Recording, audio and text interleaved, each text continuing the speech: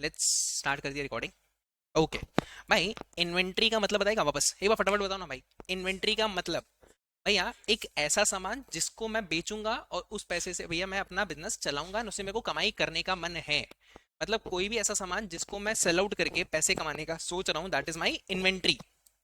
तो भैया इन्वेंट्री का ऑब्जेक्टिव था कुछ कुछ याद है? क्या क्या ऑब्जेक्टिव था भैया? बिजनेस के पास 5 ऑब्जेक्टिव है भैया। इसी के अंदर 5 ऑब्जेक्टिव है। क्या है भैया? पहला तो अकाउंटिंग ट्रीटमेंट जानना कि भैया हम क्या अकाउंटिंग ट्रीटमेंट करने वाले हैं, हाँ या ना, ठीक है।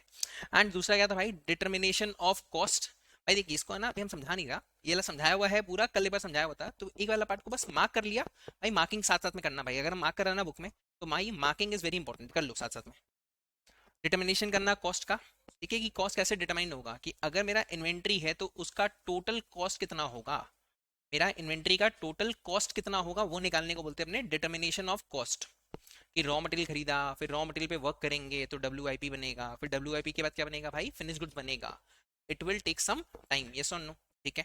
फिर उसको रिकॉग्नाइज एज एक्सपेंस कब करोगे? रिकॉग्निशन एज एक्सपेंस मतलब एक चीज था, जब तक मेरा इन्वेंट्री बिकता नहीं है, क्या बोल रहा हूँ भैया, जब तक मेरा इन्वेंट्री बिकता नहीं है वो अपने लिए क्या होता है, अपने कहाँ दिखाते हैं उसको?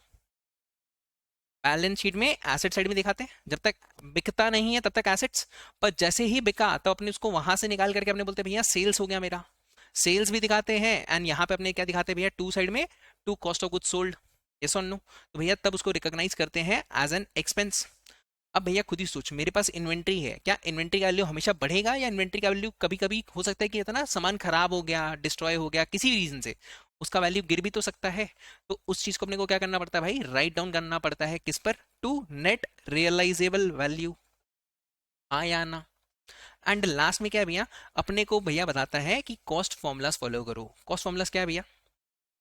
कॉस्ट फॉर्मूलाज कल बताए थे, बताओ what are the cost formulas? Cost और NRV whichever is lower. हाँ भैया, दो कॉस्ट फॉर्मूला है नॉर्मली। हाँ बोल बोल, सही बोल रहा था।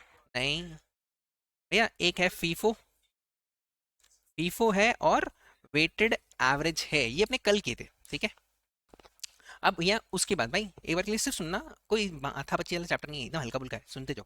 भैया अगला आया कि इन्वेंट्री के अंदर क्या क्या आता है, what is the scope of inventory. भाई अपने इन्वेंट्री में किस किस को कंसिडर करते हैं, तो इंडेस बोलता है भैया जितना भी सामान आपके पास होगा वो सारा का सारा आपका इन्वेंट्री हो जाएगा। क्या लिखा है भैया? This standard is applicable to all inventories. भैया सारे के सारे इन्वेंट्री को कंसिडर करता है। फिर उसके बाद बोला भैया there are just a few exception. हम बोला भाई एक्सेप्शन क्या है? पहला बोला भैया फाइनेंशियल इंस्ट्रूमेंट्स। हम बोला यार फाइनेंशियल इंस्ट्रूमेंट में क्या आ सकता है तब? भैया what is a financial instrument, बताओ ना भाई। कल अपने बात की है थोड़ा थोड़ा, रेशमी बताना, देखो आया है तो। What is a financial instrument? किस किस को अपने बोले थे भैया फाइनेंशियल इंस्ट्रूमेंट ये होता है? गलत। फाइनेंशियल इंस्ट्रूमेंट तुम्हारा डेटर होता है बेशरम। बिल ऑफ एक्सचेंज बोल सकता है, पीएल ना। भाई मेरे फाइनेंशियल इंस्ट्रूमेंट के अंदर तुम्हारा आता है शेयर्स, डिबेंचर्स ले लो या बॉन्ड्स ले लो। भैया इनको अपने अपना एंट्री नहीं मानते, क्योंकि भैया ये फाइनेंशियल इंस्ट्रूमेंट्स है एंड इनको डील करने के लिए अलग से इंड एस अपने को दिया गया है, हाँ या ना। तो भैया end S 32 and end S 109 इनको अलग से डील करता है, ठीक है। फिर अगला क्या है भैया? What is biological assets. Biological acids क्या होता है भैया? जो भी होता है ना, गाय है उसका काफ निकला, जो भी होता है ना, बच्चा बच्चा पैदा होता है इन लोग का, तो उनको क्या बोलते हैं भैया? Biological acids. मतलब they are related to agricultural activity, और एग्रीकल्चरल के लिए इन लोग एक अलग से इंडेक्स निकाल के रखा है, दैट इज इंडेक्स 41। अब इंडेक्स 41 बोलता है भैया इनको वैल्यू करना चाहिए एट फेयर वैल्यू। अपने सिलेबस में नहीं है, सिर्फ जान के रख लिया कि भैया इनका वैल्यूएशन कैसे होता है भैया? फेयर वैल्यू पे इनिशियली इनको रिकॉर्ड किया जाता है। पर भैया एक चीज था, अगर मैंने भैया मान ले भैया गेहूं का भैया होता ना, खेती कर रहा है, तो गेहूं जब उगता है eight the point of harvest, उसको कौन सा वैल्यू पे रिकॉर्ड करते हैं भैया? अपने फेयर वैल्यू पे रिकॉर्ड कर लिया। और भैया इनका जो फेयर वैल्यू होता है, अब भैया निकाल लिया गेहूं को, भैया छाट लिए, सब कुछ कर लिए, अब भैया मेरा क्या बन गया? स्टॉक। अब उसको मैं किस पे रिकॉर्ड करूंगा? है तो मेरा इन्वेंट्री वो। अब उसको किस पे रिकॉर्ड किया जाएगा भैया? भैया Ind AS starting at the point of harvest, उसको भैया इंडेस 41 के हिसाब से रिकॉर्ड किया जाता है। बट आफ्टर हार्वेस्ट उसको अपने कैसे डील करते हैं भैया? इन्वेंट्री के पॉइंट ऑफ व्यू से, क्योंकि भैया अब वो सामान उसके लिए क्या बन गया? उसका इन्वेंट्री बन चुका। अब अगर वो इन्वेंट्री बन गया तो उसको कैसे डील किया जाएगा? उसको अपने तब डील करेंगे भैया, इंडेस टू बोलता है भैया जो उसका वैल्यू इंडेस 41 में डिसाइड हुआ था ना, वही वैल्यू भैया इसका यहाँ पे कॉस्ट बन जाएगा। अच्छा ना, ये वाला बात क्लियर हुआ भाई? क्लियर हुआ? राहत, रेशमी, श्रुति?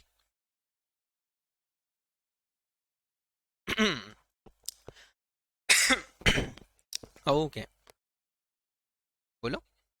हम्म, वही इसका इन लोग का कॉस्ट मान जाएंगे। अब मालूम है देख, उसके बाद भी है ना, कॉस्ट और NRV whichever is lower होता है भैया। एनआरवी के टाइम पे पता है क्या होगा? फेयर वैल्यू में से भैया कॉस्ट टू सेल भी तो लगेगा। अपने जब डिसाइड करने जाएंगे ना, तो अपने रिकॉर्ड किस पे करते हैं भैया आगे? अभी ना, अभी तुम वापस बता रहा है तो हिसाब से मेजरमेंट का प्रोसेस है कि भैया कॉस्ट या NRV whichever is lower. तो कॉस्ट तो आपने मान लिया कि फेयर वैल्यू, और भैया बेचने के लिए हो सकता है ना मेरे को सेलिंग करने के लिए थोड़ा प्रमोशन करना पड़े, कभी कुछ और करना पड़े, तो वो सबका खर्चा भी लगता है। तो कॉस्ट या NRV whichever is lower वहां पे भी होगा। बोला पार्ट देखेंगे अपने, आने दो। यहाँ तक क्लियर हुआ? ठीक है भाई। अब यहाँ पे एक चीज है लिखा हुआ है भैया, कमोडिटी ब्रोकर ट्रेडर्स। भैया कमोडिटी मतलब क्या होता है? कमोडिटी ट्रेडिंग सुना है भैया? क्या होता है, what is a commodity trading? उसको बोलते हैं भैया अपने गोल्ड, सिल्वर। भैया इनका भी तो भैया वैल्यूएशन होता होगा। भैया जितने भी ज्वेलर्स लोग हैं उन लोग भी तो इसका वैल्यूएशन करते हैं। उसका वैल्यू किस पे करते हैं पता है? इसका वैल्यूएशन उन लोग करते हैं भैया, fair value less cost to sell पे रिकॉर्ड करते हैं। ये लिखा हुआ है भाई, fair value less cost to sell पे इन लोग ऑलरेडी रिकॉर्ड करता है। और वही इनका क्या बन जाता है भाई? कॉस्ट प्राइस बन जाता है। मतलब इनका अलग से कॉस्ट और एनआरवी नहीं करना पड़ता, इनके लिए अलग से ऑलरेडी दिया हुआ है। ये एमसीक्यू के लायक है भाई, कि अगर आपको पूछ ले, जैसे यहाँ पे मिनरल्स के बारे में बोला है, मिनरल्स को भैया अपने रिकॉर्ड करते हैं एट एन आर पी पर। एग्जाम नहीं पूछेगा मिनरल्स को किस पे दिखाया जाता है, पूछेगा तुमसे इन्वेंट्री से रिलेटेड ही, तो तुमको पूछ लेगा मिनरल्स इन्वेंट्री का हिस्सा है या नहीं होता। ऑप्शन दे देगा भैया, चार ऑप्शन कि ये सामान है, इसमें से कौन सा चीज है जो तुम्हारा इन्वेंट्री का पार्ट नहीं बनेगा। तो तुमको पता होना चाहिए कि भैया मिनरल्स हो गया, एग्रीकल्चरल प्रोड्यूस हो गया। क्यों नहीं होगा भैया? लॉजिक भी समझ में आ रहा है कि भैया एग्रीकल्चर के लिए कौन सा इंडेक्स बना हुआ है? इंडेक्स 41 बना हुआ है, ठीक है। कमोडिटी लोग वाला लोग किस में डील करता है भैया? गोल्ड एंड सिल्वर में। तो उनसे रिलेटेड चीज भैया किस वैल्यू पे रिकॉर्ड होता है भैया? Fair value less cost to sell. And जितना भी फाइनेंशियल इंस्ट्रूमेंट्स है भैया, फाइनेंशियल इंस्ट्रूमेंट के लिए अलग से इंडेक्स बना है दो ठो, इंडेक्स 32 एंड इंडेक्स 109। तो उन लोग ऑलरेडी उनको डील करने का प्रोसेस बताता है। पक्का? ठीक है भाई, यहां तक तो क्लियर हुआ। फिर अपने बात कहते भैया व्हाट इज इन्वेंट्री। इन्वेंट्री के अंदर क्या क्या आता है भाई? इन्वेंट्री के अंदर आता है भैया फिनिश गुड्स। भैया एनी डे भैया इन्वेंट्री के अंदर कुछ नहीं आता, ये तीन चीज आता है। फिनिश गुड्स भी आएगा, प्लस जो सामान बन रहा है वर्क इन प्रोग्रेस में, एंड एक और चीज आता है दैट इज रॉ मटेरियल। बस इन तीनों को मिला दो, तुम्हारा का पूरा डेफिनेशन खत्म हो जाता है। किसी को दिक्कत? अब भैया गेम आया कि भैया अपने इतना देर बात कर रहे भैया, यहाँ पे एनआरवी बताया, एनआरवी बोल रहे हैं, हर जगह पे एनआरवी एनआरवी बात तो कर रहे हैं, कॉस्ट और NRV whichever is lower. पर भैया एनआरवी होता क्या है भाई?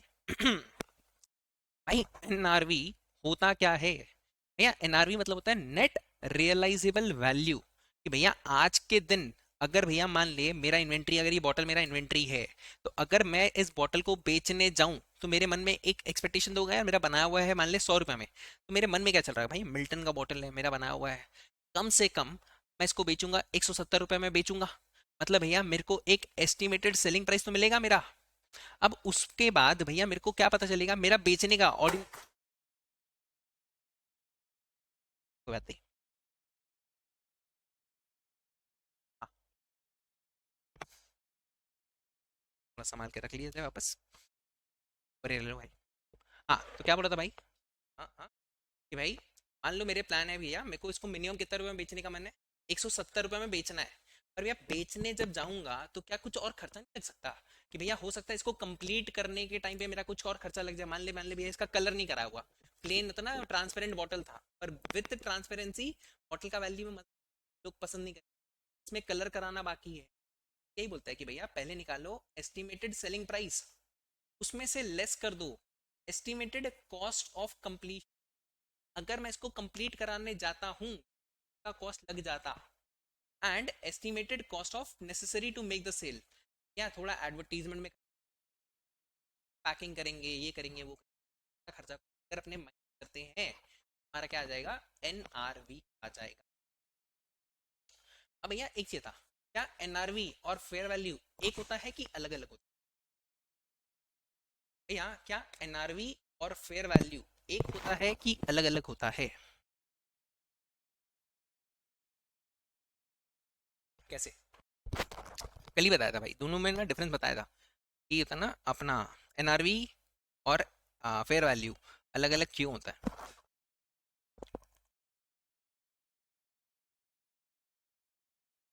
तो भाई क्यों हो सकता है भैया, अलग अलग क्यों होगा?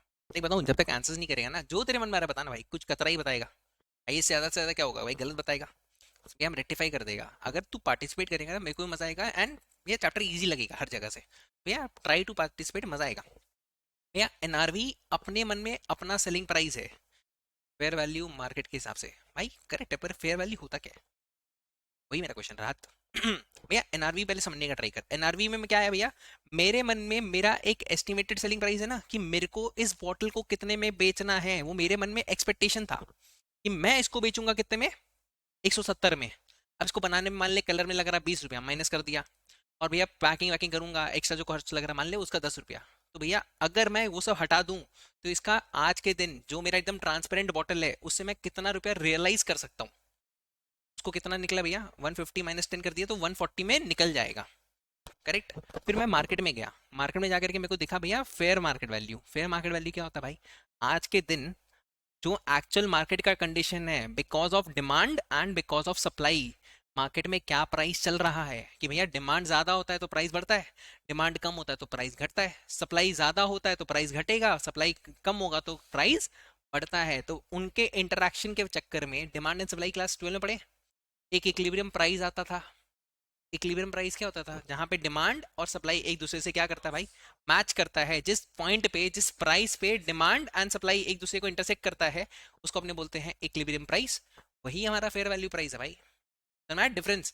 एनआरवी हम अपने मन से निकाल रहा है कि भैया मेरे हिसाब से इतना इतना रियलाइज हो जाएगा, बट फेयर वैल्यू जो एक्चुअल मार्केट में रेट चल रहा होता है उसके हिसाब से, कि market participants orderly normal transaction अगर उन लोग करता है तो उन लोग कितने पैसे रियलाइज कर सकते हैं।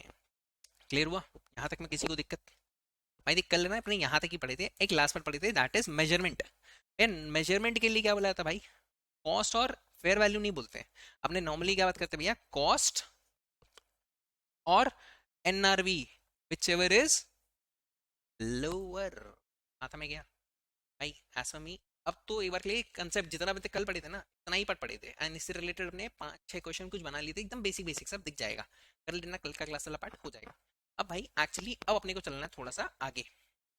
भैया what is cost of inventory? मैं बताऊं, एक एक करके सुनना, बताऊं।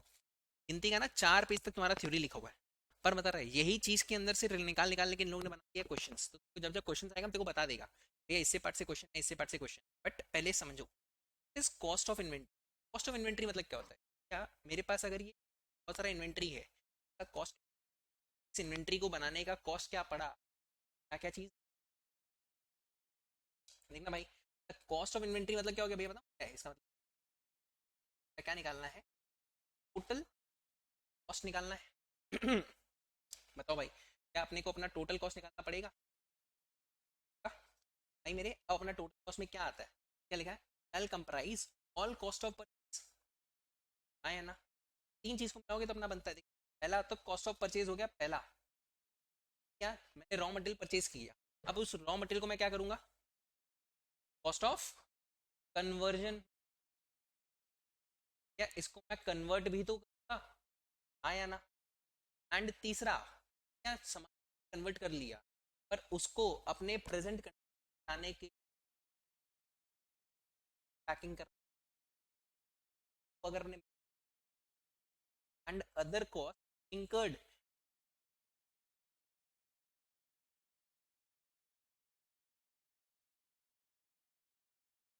ऑफ इन्वेंट्री को जानना है कि भैया आपका टोटल कॉस्ट क्या लगा परचेज टाइम पे। रॉ मटेरियल आपने परचेज किया, रॉ मटेरियल को फिर आपने क्या किया भैया, कन्वर्ट किया इनटू WIP, फिर वहां से उस सामान को एक्चुअल प्रेजेंट कंडीशन में लाने के लिए आपने कितना एक्स्ट्रा खर्चा किया, of cost incurred inventories and condition down तक लाने, हर एक चीज पूर कर रख दिया। ये बहुत सारा मैंने बॉटल बना लिया करके मैंने रखा, गोडाउन को मैं रेंट पे कर रहा हूँ, कार्ड बनेगा, कॉस्ट बनेगा। क्या लिखा था इन्वेंट्री के अंदर भैया खर्चा आता है। रॉ मटेरियल मैं प्लास्टिक कहीं से खरीद के लेकर आया, वो कन्वर्ट किया, फिर इसको बना करके इसका पैकिंग करके वहां तक का खर्चा। अब वहां पे जो मैं एक्स्ट्रा रेंट भैया इस नाम पे तो रख दिया वहां, अब वहां का रेंट भैया ₹1,00,000, ₹1,00,000 को इसमें ऐड कर दूं, लेगा ₹1,00,000 का प्रोडक्ट लेगा कोई? नहीं लेगा। मतलब भी अपने को कंसिडर करना कितना परचेज में ₹1,00,000 एंड कितना वो आज के कंडीशन आने पे लग रहा है, ताकि वो सेलेबल कंडीशन में आ जाए, बस किसी को दिक्कत।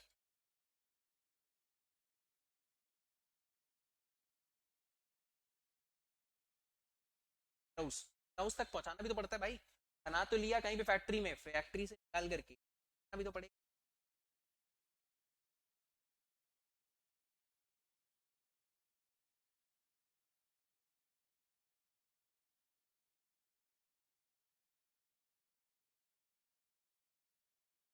अच्छा इधर आओ भैया, what is cost of purchase. अब भैया एक ही था, परचेज करने के टाइम पे आपने खर्चा, अब भैया खुद ही सोच, कुछ कुछ सामान होता है जो भैया मेरा परचेज प्राइस तो आएगा ही आएगा, अगर मैं सामान को मंगाऊंगा तो मेरा इंपोर्ट ड्यूटी लगेगा कि नहीं लगेगा।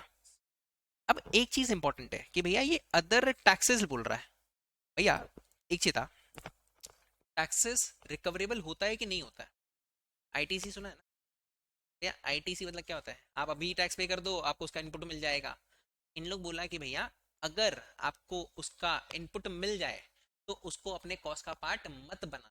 अगर कोई ऐसा टैक्स है जिसका आपको क्या मिल जाएगा भाई, इनपुट मिल जाएगा, तो उसको उस टैक्स वाले पोर्शन को अपने कॉस्ट का पार्ट मत बनाओ। बट अगर वो आपको नहीं मिलने वाला तो अपने को कंसिडर करना। क्या लिखा भैया टैक्सेस में, क्या लिखा है, अदर देन दो सब्सिक्वेंट रिकवरेबल, अगर आप उसको रिकवर कर सकते हो तो कंसिडर मत करो टैक्सेस के ऊपर। रिकवरेबल है, अगर रिकवरेबल है तो कंसिडर मत, आया ना, रिकवरेबल है तो उसको कंसिडर मत करो, ये बोलना चाहता, आया ना, पक्का पक्का। अब भैया उसके बाद उस ट्रांसपोर्ट कराना पड़ता है, ट्रांसपोर्ट कराओगे, हैंडलिंग कराओगे, आया है तो कॉस्ट भी लगा। एंड अदर डायरेक्टली एट्रीब्यूट क्या सर्व,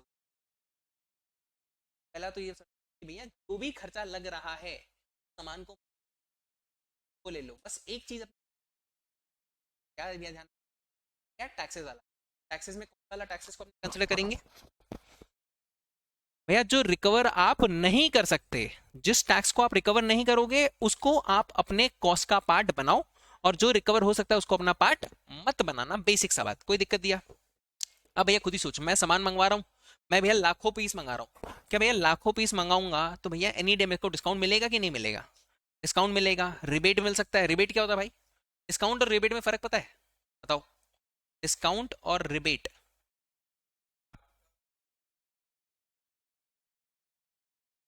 डिस्काउंट अच्छा, वो ट्रेड डिस्काउंट होता है भाई, ट्रेड डिस्काउंट का बात कर दिया तुम, वो तो समझ गया भैया। व्हाट इज रिबेट, रियलिटी में रिबेट होता क्या है, 11 में पढ़ा है, 11 में कभी ना कभी सुना होगा, रिबेट कुछ होता तो है, रिबेट अलाउड होता है, रिबेट रिसीव्ड होता है, व्हाट इज रिबेट, वो सब फर्क ही नहीं पड़ता भाई, सेक्शन एक्शन मैटर ही नहीं करता। रिबेट का मतलब क्या होता है भैया, मान ले अगर मैंने लाख पीस ही मंगाया ना, मंगवा तो लिया, अब जब आया तो मेरे को पता चला भैया उन सब बॉटल का ये वाला पार्ट टूटा हुआ है, अब मैं उस बंदे को बोल रहा हूँ भैया हमारा प्रोडक्ट खराब है, इस प्रोडक्ट को वापस ले ले, क्या वो लेने में इंटरेस्ट दिखाएगा भैया, लेने के टाइम में उसको बहुत मेहनत लगेगा, बहुत खर्चा लग जाएगा, तो मेरे को बोलता है भैया एक काम करो, आप मेरे को कितना रुपया दे रहे थे, हम बोला भाई 1 लाख बॉटल का मान लो 10 लाख रुपया मेरे को देना है, बोलता है भैया एक काम करो आप मेरे को 10 लाख रुपया मत दो, आप मेरे को सिर्फ 8.5 लाख रुपया दे दो। तो उसने अब जो मेरे को डिस्काउंट दिया, वो उसके मन में नहीं आया कि भैया जल्दी पेमेंट मिल जाए या किसी वजह से, मैं उसका प्रोडक्ट में फॉल्ट था, उसके चक्कर में उसने मेरे को रिबेट दिया, हाँ है ना। तो इन लोग बोलते हैं भैया रिबेट हो या ट्रेड डिस्काउंट हो या उनके जैसा कुछ हो आइटम, रिबेट जैसा अगर कुछ हो तो उसको क्या कर देना भाई, माइनस कर देना, शुड बी डिडक्टेड। ये बात समझ में आ गया, कोई दिक्कत नहीं है यहाँ तक में, क्या।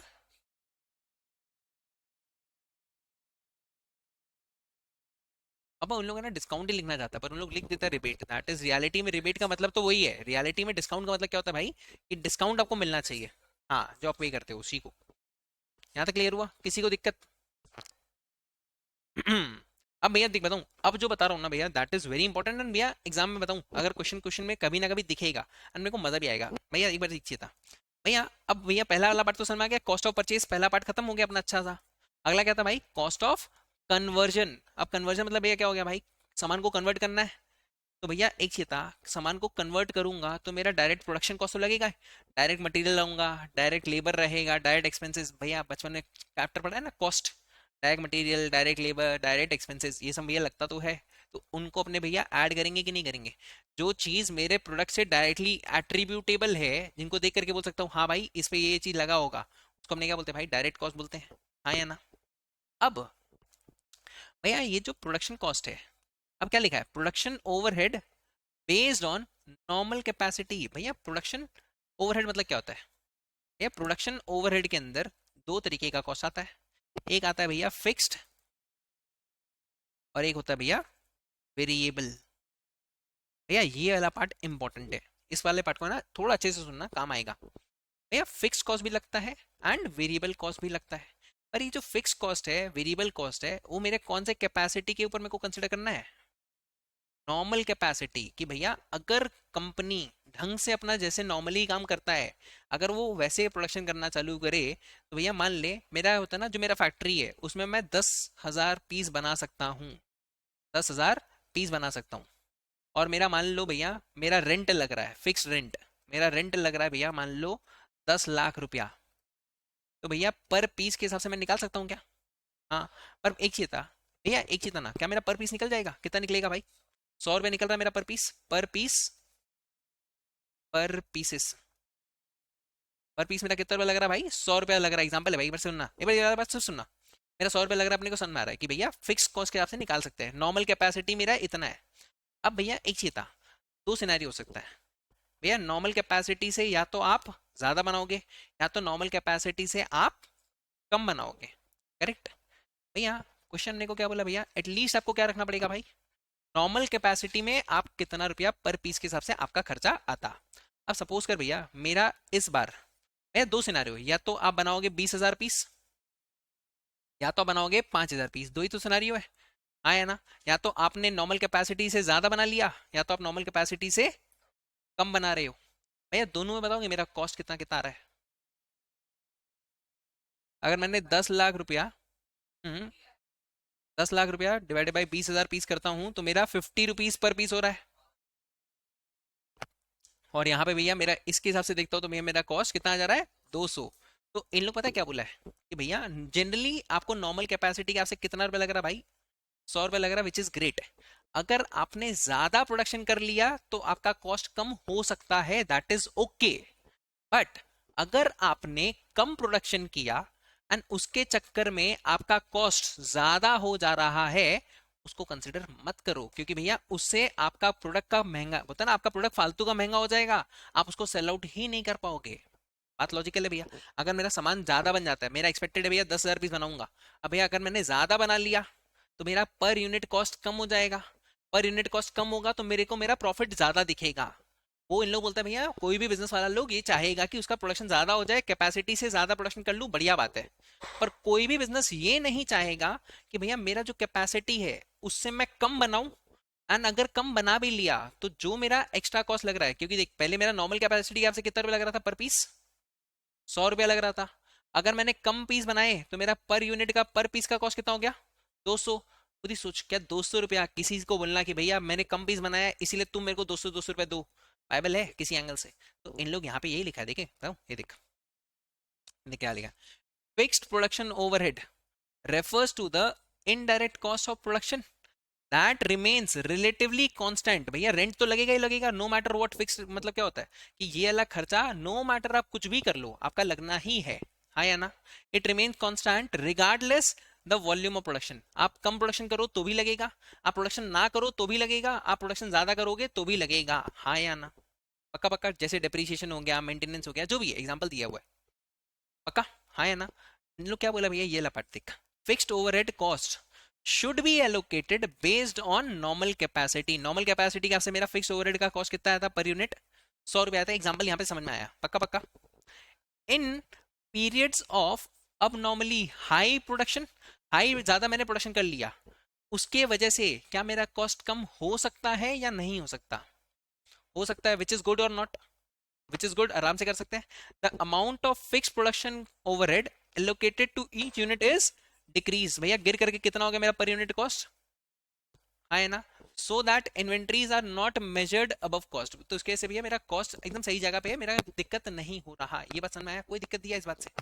देख अगला क्या लिखा है। The amount of fixed overhead cost allocated to each unit of production is not increased। आप भैया फिक्स प्रोडक्शन कॉस्ट इंक्रीज क्या नहीं कर सकते? इंक्रीज नहीं कर सकते। यही बोलने का ट्राई कर रहा है कि भैया फिक्स्ड ओवरहेड कॉस्ट आपका कम हो, विच इज ओके। क्योंकि भैया हर बंदा चाहेगा कि भैया जितना मेरा कैपेसिटी है, इसी तरह भैया तुम लोग क्या चाहेगा, हम जैसा पढ़ाता है हम उसे खराब पढ़ाए, या अगर हम उसे उसके जितना या उससे अगर हम अच्छा पढ़ाए, तुम लोग खुश होगा कि दुखी होगा? बेस्ट एग्जाम्पल तुम्हारे ऊपर भाई, हम जो जिस तरीके से भी हम पढ़ा रहे हैं, हम इससे अगर अच्छा पढ़ाएगा तो तुम लोग और ही खुशी होगा, तुम लोग बोलेगा भैया बढ़िया बात है पढ़ाते रहो। और अगर हम इससे खराब पढ़ाना चालू कर दे तो तुम लोग बोलेगा ना ना भैया अच्छा नहीं पढ़ा रहा, नहीं चलेगा।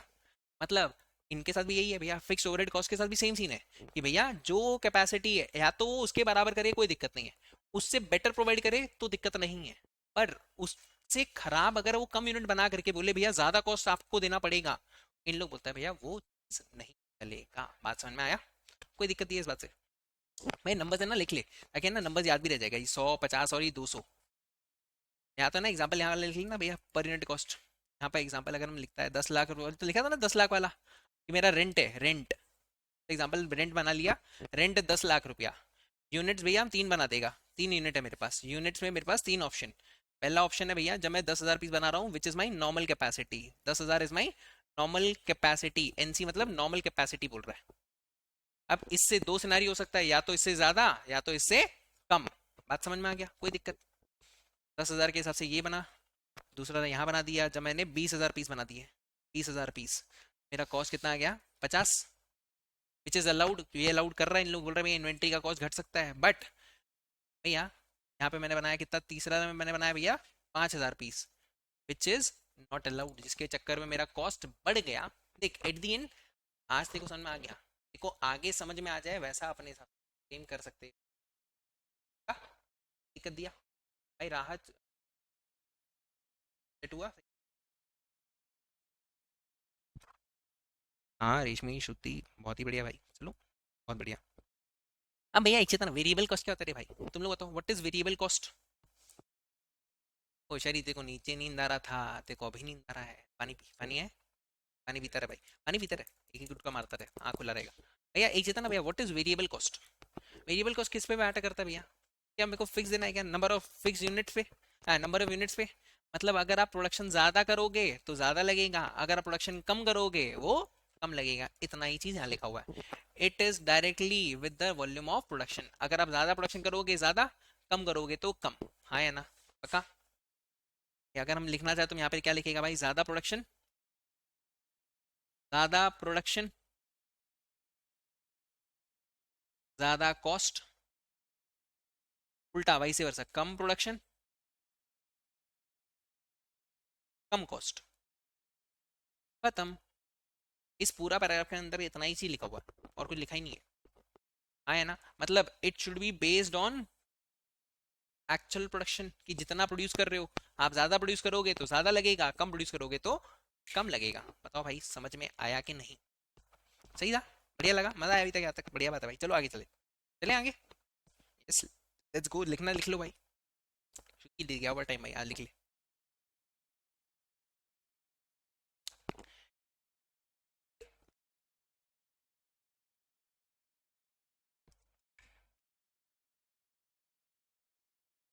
अच्छा अब आगे आ जा भाई। अब भैया एक चीज ना भैया, जॉइंट प्रोडक्ट और बाई प्रोडक्ट क्या होता है बताएगा? ठीक है, बताए हमें ना क्लियर से समझाता है सर। भैया जॉइंट प्रोडक्ट मतलब क्या होता है भैया? एक प्रोडक्ट बनाने जा रहा हूँ, उसी के साथ साथ एक और प्रोडक्ट निकल के आ गया। जैसे भैया मान ले पेट्रोल रिफाइनरी होता है ना, बेस्ट एग्जांपल, पेट्रोल रिफाइनरी में है तो बनाना चाहता है भैया पेट्रोल, पेट्रोल के साथ साथ एक और क्या निकल जाता है? डीजल। या खुद ही सोच, अरे एक ही पकड़ना, पेट्रोल के साथ साथ डीजल निकल गया। इन लोग बोलता है भैया इसका कॉस्ट, अब भैया निकालना चाहता था मैं पेट्रोल, पर निकल के क्या साथ में आ गया, डीजल भी आ गया। तो ये तो मेरा क्या बन गया भैया, जॉइंट प्रोडक्ट, क्योंकि दोनों प्रोडक्ट निकल गया, दोनों इंपॉर्टेंट है, दोनों का प्राइस ज्यादा ज्यादा ही है, क्योंकि भाई पेट्रोल का भी महंगा है, डीजल भी महंगा ही होता है। तो भैया दोनों का प्राइस में फर्क नहीं है ज्यादा। तो इन लोग बोलता है भैया अब मैं पेट्रोल में कितना रुपया बांटूं और डीजल में कितना रुपया कॉस्ट का एलोकेशन कैसे करूं। सिंपल बात, सिंपल क्वेश्चन, समझा क्या क्वेश्चन। भैया मेरे को पेट्रोल में भी कॉस्ट को एलोकेट करना है, मेरे को डीजल में भी कॉस्ट को एलोकेट करना है। इन लोग, अगर आपको स्पेसिफिकली पता चल जाए कि किसको कितना कितना रुपया देना है तो दे दो, बट अगर आपको नहीं पता चले, आप अपना क्या सबसे रैशनल अप्रोच, जब या तो बेचने के टाइम पे, या हाँ बेचने जा रहा हूँ तो भैया कैलकुलेशन लगा लो, कितना कॉस्ट बटा डिवाइड बाई 2 बार दो, जो भी है। मतलब इन लोग को स्पेसिफाई नहीं किया, क्या लिखा है भैया, देख क्या लिखा है, या अगर क्या लिखा है, नॉट सेपरेबल आइडेंटिफाइबल, अगर आप आइडेंटिफाई नहीं कर पा रहे हो, they are allocated between the products on a rational या कंसिस्टेंट बेसिस। भैया जिस भी मेथड से आप पहली बार बांटोगे से भैया बार बार फिर क्या करना भैया, फ्यूचर में बांट लेना है ना। कि भैया जिसका ज्यादा बिक रहा है, तो था ना, हो सकता है भैया सेल वैल्यू पे बेच, या किसको कितना रुपए में आप बेच रहे हो, तो भैया आप अपना कॉस्ट को एलोकेट कर सकते हैं, लिखा है और कुछ नहीं। बात समझ में आया? हम्म। और फिर इसको रेट्रोस्पेक्टिवली चेंज करना पड़ता है, जो तू बोलना चाह रहा है ना, मेरे को समझ आ गया तेरे मन में क्या आ रहा है, उसको फिर तुमको रेट्रोस्पेक्टिवली चेंज करना पड़ेगा। कि भैया अगर तुमने भैया सीधा था ना, अगर तुमने स्टार्टिंग में कुछ गलत दिखा दिया, तो भैया अपना रेट्रोस्पेक्ट इंडेक्स वन में अगर देखेगा ना, इंडेक्स वन में भी बोला हुआ है कि अगर आपने कुछ गलती कर दिया है तो आपको उसको रेट्रोस्पेक्टिवली, मतलब जब से आपने गलती किया है तब से चेंज करो, तो आपका बैलेंस शीट में 3 चेंजेस आ जाएगा। इस साल का बैलेंस शीट में चेंज आएगा, पिछले साल का बैलेंस शीट में चेंज आएगा, एंड पिछले साल के क्लोजिंग ओपनिंग वाले बैलेंस शीट में भी चेंज दिखाना पड़ेगा। बस उतना सही है। ये तेरे मन में यही क्वेश्चन था पक्का, या कुछ और था? बोलो। हाँ।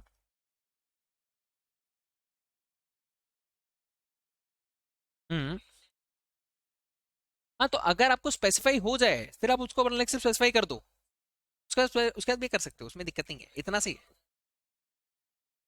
Consistent basis. देख अगर तुमको पता नहीं चल रहा, देख क्या लिखा है, if it is not separable, अगर आप सेपरेट नहीं कर सकते तब आपको भैया रैशनल पर लगा करके फिर जो आप लगा रहे हो उसी को कंटिन्यूसली लगा के रखो। पर अगर आप सेपरेट कर सकते हो कि हाँ भाई मेरे को पता चल रहा है कि पेट्रोल में इतना रुपया लग रहा है, डीजल पे इतना लग रहा है, तो अगर आप सेपरेट पहले ही कर सकते हो तो कर लो, कोई दिक्कत नहीं है, दैट विल बी ओके। अब भैया एक और चीज होता है, ये तो हो गया भैया जॉइंट प्रोडक्ट, ये दोनों का वैल्यू अच्छा वैल्यू का है। अब पर कभी कभी होता है ना भैया, मान ले भैया शुगर केन वाला मिल, उन लोगों को क्या निकालना है भैया, होता है ना उनको निकालना है भैया, मोलासेस निकालना है या जो भी निकालना है। तो भैया मेरा मेन प्रोडक्ट क्या है भैया, शुगर इज माई मेन, मेरे को शुगर निकालना है। पर शुगर के साथ ही साथ मेरे पास एक और क्या आ जाता है, मोलासेस आ गया, हाँ है ना। अब भैया एक ये था, ये मेरा मेन प्रोडक्ट है, और ये जो मोलासेस निकला वो मेरा क्या है भाई, बाई प्रोडक्ट है, हाँ या ना। अब भैया इन लोग बोलता है कि भैया जैसे जॉइंट प्रोडक्ट में दोनों ही इंपॉर्टेंट थे, दोनों ही मेरा मेन प्रोडक्ट बन गए, पर इसके अंदर मेरा मेन है शुगर निकालना, मोलासेस तो भैया साथ ही साथ निकल गया, मेरा क्या बन गया भैया, बाई प्रोडक्ट, उसका वैल्यू भी कम होता है थोड़ा बहुत। तो इसको मैं कैसे वैल्यू करूं, तो इन लोग बोला भैया एक काम करो, जो आपका बाई प्रोडक्ट होता है ना, उसका एनआरवी निकाल लो, उसका क्या निकालो भाई, एनआरवी निकालो, एंड एनआरवी निकालने के बाद फिर इसको, इसका जो भी वैल्यू होगा ना आपके पास, इसका जो भी कॉस्ट होगा उससे इसको लेस कर देना, लेस कर देना। तो इससे क्या होगा भैया, शुगर सस्ता हो जाएगा आपके लिए। मोलासेस आपने निकाला, अब भैया आपका जो भी निकला है मोलासेस, उसको अगर आप बेचने जाओ तो आपको कुछ पैसा रिकवर होगा, तो जो पैसा रिकवर होगा उस पैसे को क्या करना भाई, आपका जो भी शुगर का कॉस्टिंग बन रहा है, आपका शुगर बन रहा मान लो 10,000 रुपया, आपको मोलासेस का 1,000 रुपया मिल गया, आपको रिकवरी हो गया, वो 1,000 रुपया को उसके 10,000 से लेस कर देना, तो आपका एक्चुअली शुगर बनाने में आपका कितना रुपया का कॉस्टिंग आया, 9,000। तो इन लोग बस यही बोला कि अगर आपका वो बाई प्रोडक्ट होता है तो बाई प्रोडक्ट में क्या करना भाई, सिर्फ दो चीज करो, कि भैया जो भी आपका बाई प्रोडक्ट निकला उसका एनआरवी, एनआरवी तो पता है अपने को ऑलरेडी पढ़ के आए थे अभी, एनआरवी क्या होता है भैया, selling price minus cost to sell, जो भी लग रहा है आपको निकालने में, हाँ या ना, या जो भी उसको होता है ना उस कंडीशन में लाने के लिए जो भी खर्चा लग रहा है उसको माइनस कर दो, पक्का। उसको माइनस करने का जो वैल्यू मिलेगा, मान लो ना भैया मोलासेस को भैया मैं बेचना चाहता था भैया मान लो 1,200 रुपये में, फिर मेरे को पता चला भैया 200 रुपये का खर्चा लग रहा है टू उसका, उसको उस कंडीशन में लाने के लिए, तो भैया कितना रुपया में बिक सकता है मेरा मोलासेस इन शॉर्ट, 1,000 रुपया। और अगर मेरे को मिल रहा है भैया शुगर इज ऑफ 10,000, मार्केट में भैया मैं शुगर को मेरा बनाने का कॉस्ट कितना लगा था, 10,000 मेरा लगा था। तो इसको क्या करना है, इस 1,000 रुपए को इस 10,000 से लेस कर देना। तो मेरा शुगर का कॉस्टिंग कितना हो गया, 9,000। अब मैं 9,000 का शुगर अब मैं 12 में बेचूं, 13 में बेचूं, 14 में बेचूं, जो डिफरेंस होगा वो मेरा प्रॉफिट बन जाएगा। मतलब मेन प्रोडक्ट, जॉइंट प्रोडक्ट और बाई प्रोडक्ट में डिफरेंस है। जॉइंट प्रोडक्ट क्या है भाई, जॉइंट प्रोडक्ट क्या है भाई, कि दो प्रोडक्ट दोनों सेम है तो उनका कॉस्ट अलग अलग निकालो, उनमें किसी को कुछ माइनस माइनस नहीं करना। देख एमसीक्यू के लायक है पार्ट में और कुछ नहीं, जहां पे मेरे को लगा कुछ अच्छा है वहां पे तेरे को एग्जांपल बता दिया एक तो। और बाई प्रोडक्ट क्या होता है भैया, एक मेन प्रोडक्ट है और एक मेरा कचरा वाला प्रोडक्ट है, वेस्ट प्रोडक्ट है। तो जो भी वेस्ट से आपका रिकवरी हो रहा है उसका एनआरवी निकाल करके उसको क्या कर दो भाई। लवली, बहुत बढ़िया। किसी को दिक्कत दिया भाई, तुम लोग बताओ, यहाँ तक सॉर्टेड है, कोई दिक्कत है तो बता दो। ही गॉट टाइम, दिक्कत है, अरे बेशरम, एसीएस तो लिखा है, नहीं हाँ अब ठीक है राहत, क्लियर, बहुत ही बढ़िया भाई। श्रुति क्लियर हुआ, आया ना भाई, दिखाया था कि नहीं, देख लो। यस, आ गया था, बहुत ही बढ़िया, चलो भाई सही बात है। देख अपना मेन तो समझ में आ गया भाई, क्या क्या चीज पढ़ ली अभी तक। कॉस्ट ऑफ प्रोडक्ट के अंदर भैया बहुत सारा कॉस्ट आता है, बस उसमें एक चीज ध्यान रखना है भैया, क्या चीज नहीं लेना भाई, कॉस्ट ऑफ परचेज के अंदर, कॉस्ट ऑफ परचेज के टाइम पे एक चीज पर ध्यान रखना है कि अगर टैक्स रिकवरेबल है उसको कंसिडर नहीं करेंगे, बस इतना। और अगर कुछ भी डिस्काउंट है, ट्रेड डिस्काउंट, रिबेट या उनके जैसा ही कुछ रहे तो उसको क्या कर देना भाई, माइनस कर देना, वो लेस होता है। फिर अपने पहुंचे कहां पर भाई, कॉस्ट ऑफ कन्वर्जन के अंदर। कन्वर्जन मतलब क्या होता है भाई, अब उसको बनाने के लिए मेरा जो एक्स्ट्रा खर्चा लगता है, अब दो खर्चा लगता है मेनली, एक लगता है मेरा फिक्स कॉस्ट, एक लगता है मेरा वेरिएबल कॉस्ट। देख पहले हम समझा दिया, अब हम तुमको उसको स्टोरी कैसे समझा रहा है, स्टोरी कैसे सुनेगा तेरे को मजा भी आ जाएगा। पहले मेरा क्या लगता है भाई, फिक्स कॉस्ट, फिर एक लगता है मेरा वेरिएबल कॉस्ट। तो इन लोग क्या बताया भैया, फिक्स कॉस्ट जो आपका नॉर्मल कैपेसिटी के हिसाब से बनना चाहिए उतना लगे तो बहुत बढ़िया, फिक्स कॉस्ट उससे कम लगे तो बहुत बढ़िया। बट फिक्स कॉस्ट जितना आपका नॉर्मल कैपेसिटी में जो कॉस्ट आ रहा है उससे ज्यादा नहीं हो सकता। मतलब फिक्स कॉस्ट अगर मेरा पर यूनिट का कॉस्ट 100 रुपया है, 100 से घट करके अगर वो 50 हो जाए because of your extra production, बहुत बढ़िया, कोई दिक्कत नहीं है। पर 100 से ऊपर नहीं हो सकता आपका फिक्स कॉस्ट। ये बात समझ में आ गया, चलो बहुत बढ़िया। फिर दूसरा आपने क्या बात की थी भाई, एक था ये वेरिएबल कॉस्ट, किसके हिसाब से लगता है भाई, जितना ज्यादा प्रोडक्शन उतना ज्यादा कॉस्ट, जितना कम प्रोडक्शन उतना कम कॉस्ट, मतलब वो आपके एक्चुअल प्रोडक्शन पे लगता है। क्लियर हो गया ये बात भी। फिर अपने पहुंचे दो जगह पे, एक निकला जॉइंट प्रोडक्ट, एक निकला बाई प्रोडक्ट। मेरे हिसाब से भाई तुमको बहुत अच्छे से सामने आ चुका, अभी वापस बताने का जरूरत नहीं है। क्लियर, सही जा रहे हो भाई।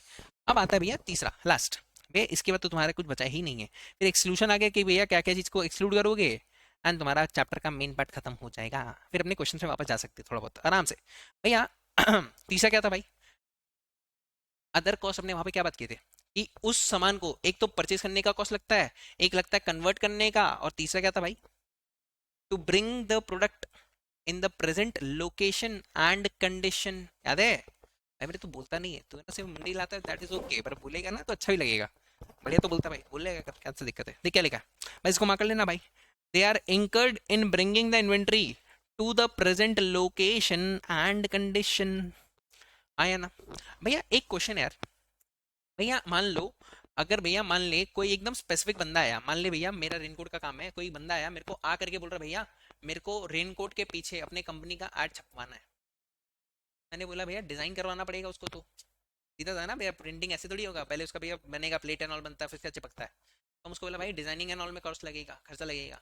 तो वो खर्चे को मैं कंसिडर करूंगा या नहीं करूंगा, ये तो भाई, हाँ कंसिडर किया जाता है।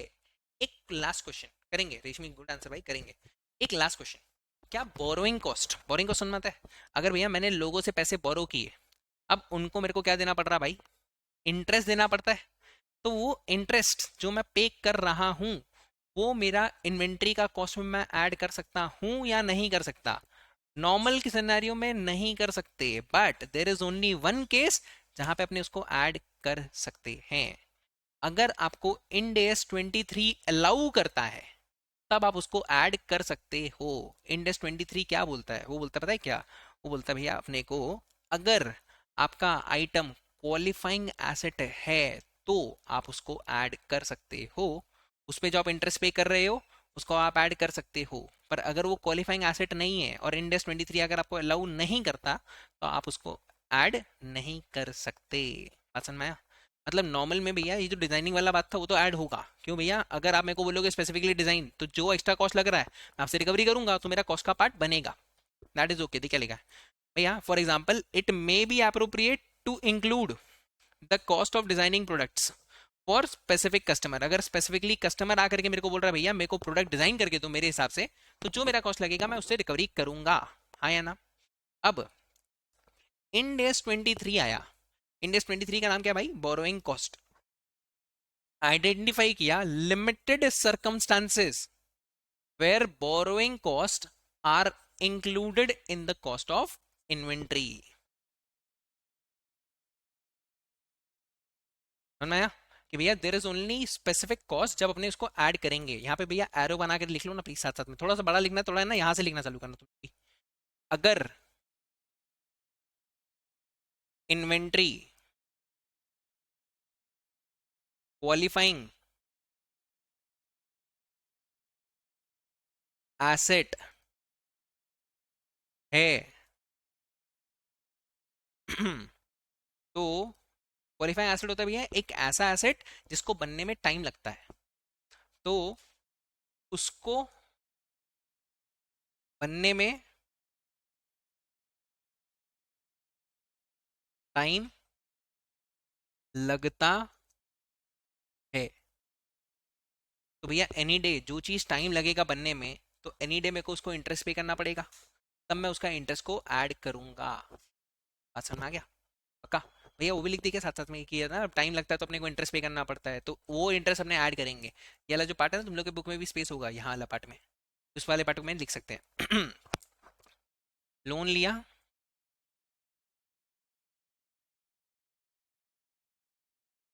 उस पे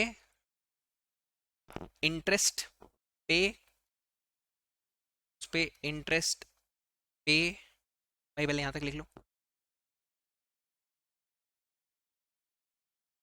लोन लिया, अगर हमने लोन लिया है तो उस पे इंटरेस्ट पे करेंगे, तो जितना कॉस्ट ड्यूरिंग प्रोडक्शन लग रहा है, इंटरेस्ट जितना इंटरेस्ट ड्यूरिंग प्रोडक्शन लग रहा है, होता है ना भैया प्रोडक्शन करने तक मेरा जितना इंटरेस्ट लगा, उसको मैं कॉस्ट का पार्ट बनाऊंगा, इन्वेंट्री का पार्ट बना सकता हूं। कब बना सकता हूं? अगर इंडेस 23 अलाउ करता है तो ही। एकदम अच्छा पार्ट है भाई, बताऊं अगर इनको कोई ट्रिकी बनाना होगा ना, इंडेस 2 बहुत बेसिक क्वेश्चन देगा, सिर्फ ये वाला पार्ट को डाल देगा कि इंडेस 23 अलाउ करता है इंटरेस्ट वाला पार्ट को ऐड करेंगे या नहीं करेंगे, बस बता रहा है। इंटरेस्ट नॉर्मली क्या बोलता है भैया? नॉर्मल केसेस में क्या करना है याद रखना, नॉर्मल केसेस में इंटरेस्ट ऐड नहीं होता, there is only specific limited time जब अलाउ करेगा। अगर वो इन्वेंट्री आपका क्वालिफाइंग एसेट होगा तो उसको बनने में टाइम लगता है, तो जितना टाइम, जितना ज्यादा टाइम होगा प्रोडक्शन करने के टाइम पे, जितना इंटरेस्ट बनता होगा उसको ऐड करेंगे, वरना ऐड करेंगे। बेसिक क्वेश्चन समझ में आया? इससे रिलेटेड क्वेश्चन भी है दो, अभी दो क्वेश्चन देखेंगे तुम्हारे मन में भैया, जितना भी डाउट होगा सब खत्म। पक्का? लिख लिया सबने? यहाँ तक लिखा? क्वालिफाइंग एसिड मतलब एक ऐसा एसिड जिसको बनने में बहुत टाइम लगता है, मोर देन अ ईयर और टू, वैसा। इसलिए तो लिखा दिया था क्वालिफाइंग एसिड उसको बनने में टाइम लगता है, इसलिए स्पेसिफाई भी कर दिया।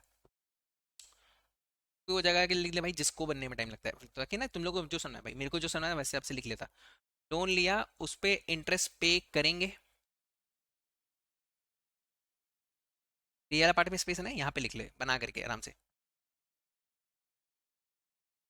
जितना इंटरेस्ट पे कर रहे ड्यूरिंग प्रोडक्शन, वो इंटरेस्ट अमाउंट इन्वेंट्री में ऐड होगा।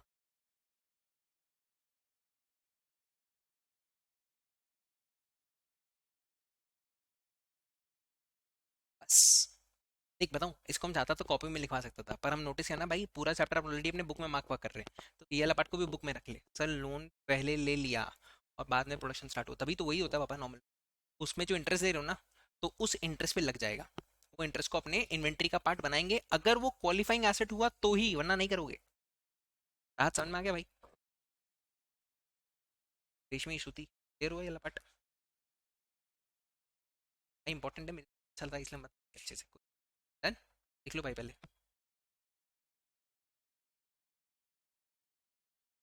अब भाई एक और क्वेश्चन है, बस क्वेश्चन है, सुनना भैया। भैया खुद ही सोच, समझना। भैया एक होता है डेफर्ड सेटलमेंट। भैया मान ले हम किसी जगह पे गया, हम उसको बोला भाई मेरे को ना एक काम करो यार, मेरे को ना, या मान ले मेरे को ये सारा चेयर्स पसंद आया। हम गया, हम दीदी को बोला दीदी दीदी मेरे को ये सारा चीज़ अच्छा लग रहा है, मेरे को मेरे सेंटर में चाहिए, ये सारा चीज़ दे दोगे क्या? दीदी बोली ले जा। तब बढ़िया बात है, हम लेके जाना चालू किया। हम लेके जा, दीदी मेरे को बोलती भैया निकित भाई पेमेंट दे दो। पेमेंट आज तो नहीं दे। पहले दीदी से बात किया भैया कितने में दोगे, दीदी मेरे को बोली 10,000 में सारा टेबल ले जा। हम बोला दीदी बहुत बढ़िया, 10,000 में सारा टेबल में ले जाऊंगा सेंटर से। डन हुआ यहाँ तक। अब मैं जब पेमेंट के टाइम आया, दीदी मेरे को बोली निकित एक काम कर 10,000 मेरे को दे दे। दीदी मेरे पास तो पेमेंट आज है ही नहीं। दीदी मैं आपको पेमेंट करूंगा कब? After 3 months. बोल रही है यार तब थोड़ी हम तेरे से पैसा लेगा आज, मतलब तब तो एनी डे यार तुम 10,000 थोड़ी दूंगा, 10,000 में तुमको बेचूंगी नहीं। मतलब दीदी कितने में दोगे? तो दीदी बोल रही है अगर तू आज पेमेंट करता मैं तुमको 10,000 रुपये में पूरा का पूरा टेबल्स दे देती। पर तू आज पेमेंट नहीं कर रहा, तो मैं तुमसे 3 महीने बाद अगर तुम मेरे को लेट पेमेंट कर रहे हो, डेफर पेमेंट कर रहे हो, मैं तुमसे लूंगी 13,000 रुपया। खुद ही मेरे को कितना रुपया एक्स्ट्रा देना पड़ा? 3,000 रुपया। वो 3,000 रुपया क्या मेरा इन्वेंट्री का कॉस्ट में ऐड होना चाहिए या नहीं होना चाहिए? तुम्हारे ऊपर क्वेश्चन आ गया। हाँ, यस और नो भाई, तुम लोग आंसर करेगा यस और नो, तुमको बता सकते हैं हाँ या ना।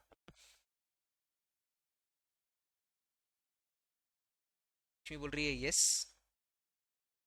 तथा हमारा आंसर हाँ ही है। ऐड करेंगे या नहीं करेंगे? भाई जो मन में आ रहा है बताओ, पहले इसको देखने का ट्राई मत करो। आंसर लिखा हुआ ही है, ट्राई कर जो तुम्हारे मन में आ रहा है। क्यों नहीं करेंगे? नहीं करेंगे तो क्यों नहीं करेंगे, और करेंगे तो क्यों करेंगे? क्वालिफाइंग का बात ही नहीं होगा, वो इंटरेस्ट अमाउंट होता है। यहाँ पे तुम्हारा डेफर पेमेंट के चक्कर में तुमसे ज्यादा रुपया लिया जा रहा है क्योंकि तुम लेट पेमेंट कर रहे हो। तो इन लोग बोलते हैं लेट पेमेंट करने की वजह से, ऐसे तो बहुत सारा जगह होगा, अगर मैं लेट पेमेंट के चक्कर में अपना इन्वेंट्री को बढ़ाता जाऊंगा तो मैं बेचूंगा कैसे? तो वो पेमेंट आप जो कर रहे हो दैट इज शुद्धि नहीं करेंगे। वो जो आप पेमेंट कर रहे हो ना वो प्रोडक्ट से रिलेटेड नहीं है, वो आपने लेट, आपके पास पैसे आज अवेलेबल नहीं है। अगर आपके पास आज पैसे होते तो आप 10,000 में लेके चले जाते ना। कौन सा बंदा लेट पेमेंट करता है भाई? अगर मेरे को स्कूटी लेना ही है, अगर मेरे पास पैसे होंगे तो मैं आज ही जितना रुपया बनता है उतना दे दूंगा ना। मैं एक्स्ट्रा ईएमआई में जो एक्स्ट्रा इंटरेस्ट दूंगा चाहूंगा क्या? मतलब नॉर्मल स्कूटी मेरे को कितना में मिल सकता था भाई? 1,10,000 में मेरे को मेरा स्कूटी मिल सकता था। मैं ईएमआई में लेने गया, उसके चक्कर में मेरे को ज्यादा देना पड़ा, 1,25 1,50 जो भी लगा। तो जो मैं एक्स्ट्रा पेमेंट कर रहा हूँ वो किसके वजह से हो रहा है भैया? वो मेरे पास आज फंड अवेलेबल नहीं है उसके चक्कर में। वरना अगर कोई दूसरा बंदा आकर के मार्केट में लेना चाहे तो आज उसको कितने में मिल जाएगा प्रोडक्ट? 1,10 में मिल जाएगा। मैं अपने कॉस्ट में डालू क्या? 1,25 1,25। कॉस्ट और आज का value which ever is lower, logically भी सोचोगे। मतलब अगर आप डेफर पेमेंट करते हो उसको फालतू का ऐड नहीं करेंगे। बात समझ में आया? अब देखिए दो क्वेश्चन, 2 3 क्वेश्चन हमारा बन गया भाई, देखो। आजा भाई, अब बताओ तुम्हारे चैप्टर का सारा क्वेश्चन हम तुमसे बनवा सकता है, ट्राई करना है? श्रुति, श्रुति और रेशमी भाई तुम लोग गलत बोला। राहत बेचारा है ना, सही भूल गया था भूल से, बट उसका आंसर सही होता नहीं। Still, नहीं वो इतना ना प्यार से लिख के चला गया, नहीं देखा जाएगा भैया, छोड़ना देखा जाएगा, मुंह में आए सब तो।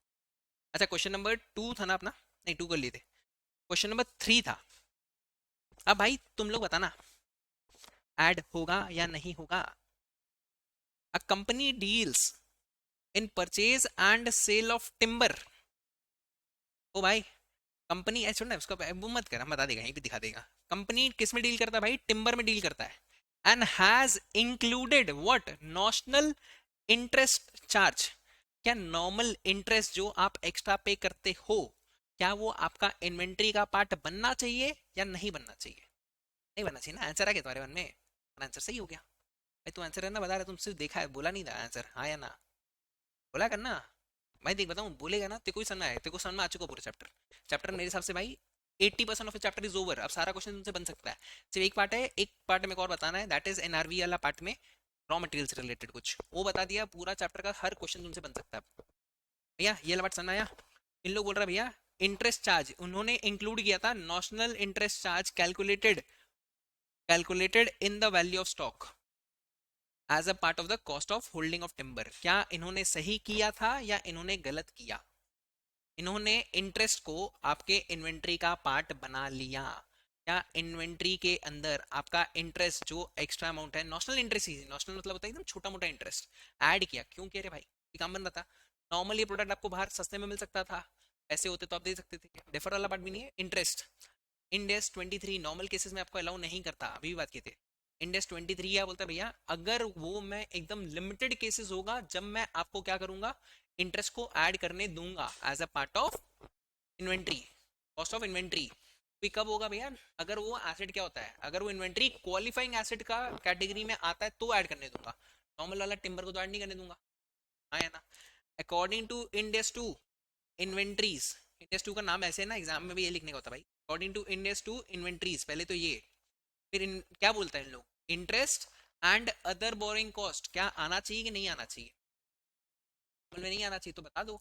Interest and other boring cost are not relating to bringing the inventory to the present location and condition, का कोई लेना देना ही नहीं है, इस प्रोडक्ट को बनाने और आज के यहाँ तक पहुंचाने तक में उनका कोई हाथ नहीं होता, and therefore not included in the cost of D, है ना, ऐड नहीं, hence valuation of stock cannot be considered, considered, not be considered as it is not in conformity with index 2। ये वाला पार्ट तो extra लिखा हुआ but हमारा answer यहाँ पे हो सकता था, कैन नॉट बी कंसिडर्ड तक में तुम ना बता सकते हो कि जो आपने इन्वेंट्री ऐड किया वो आपने गलत ऐड करके रखा। तो भाई ये वाला क्वेश्चन समझ में अच्छे से, कोई दिक्कत नहीं है। क्वेश्चन नंबर 1 और 2 कल कर लिए थे, ये आज हो गया। 4 हो चुका था भाई, मेरे को पता नहीं, बता देना 4 हो चुका था कल ही, तो एक बार कल वाला क्लास पक्का से देखना, इंडेक्स 2 आज खत्म हो जाएगा, अभी आज खत्म कर, 4 5 6 भी शायद कर लिए थे, 6 हो जाएगा था अभी भाई, एक तो ना कॉस्ट और NRV whichever 8 sorry 48 eight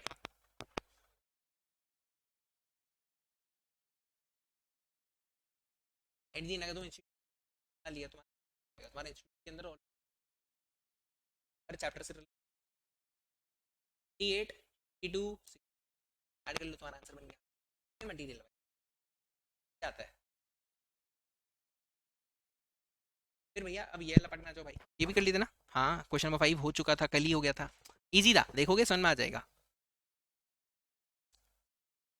ये हुआ था, हाँ इसको बता दो भाई, ये तुम्हारे पास है, अब इसका है ना आंसर बताऊँ, एक बार बुद्धि लगाओ एंड प्लीज ट्राई करो ना अपने आप से, भैया क्वेश्चन रीड कर लिए थे, क्वेश्चन सबके सामने है, अपने आप अपना आंसर लिखने का ट्राई करो ना, क्या होगा,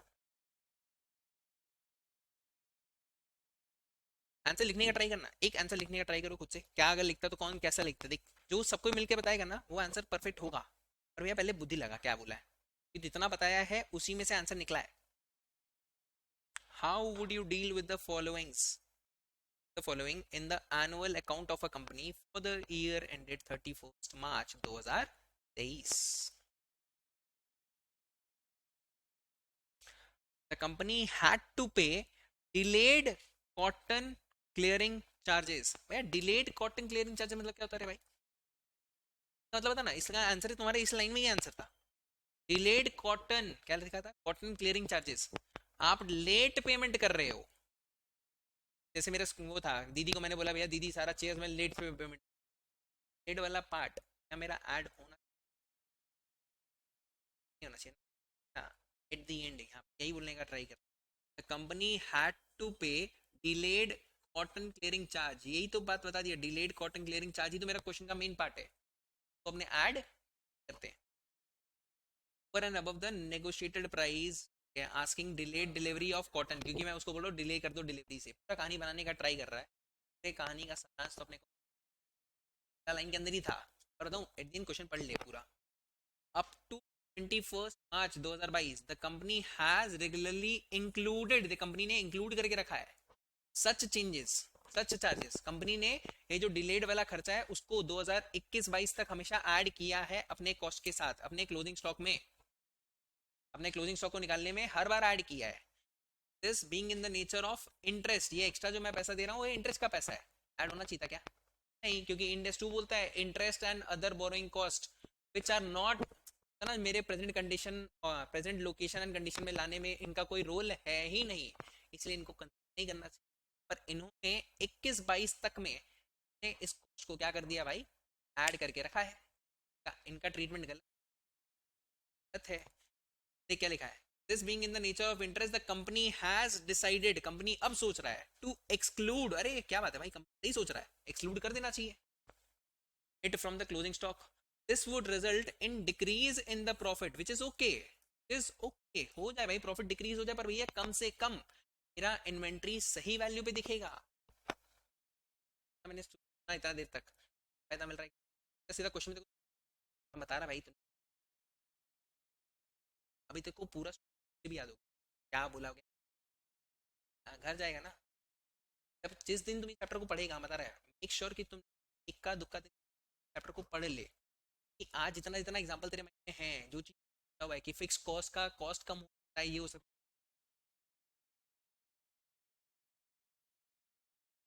है. चुप भैया, रीड कर रहा ना, जो तेरे को समझ आया है कि इन्वेंट्री का मतलब क्या क्या चीज लेना पड़ता है, डिबेट क्यों नहीं, क्या नहीं, जो तेरे को समझ में आ चुका अभी तक, उस तेरे लिए कन्वीनियंट सब इंडिया. आज तेरे को पता है डिलीट वाला को लेते नहीं, इंटरेस्ट को लेते नहीं है, पर भैया आज के 2 महीने बाद तेरे को याद रहेगा, नहीं रहेगा. क्यों?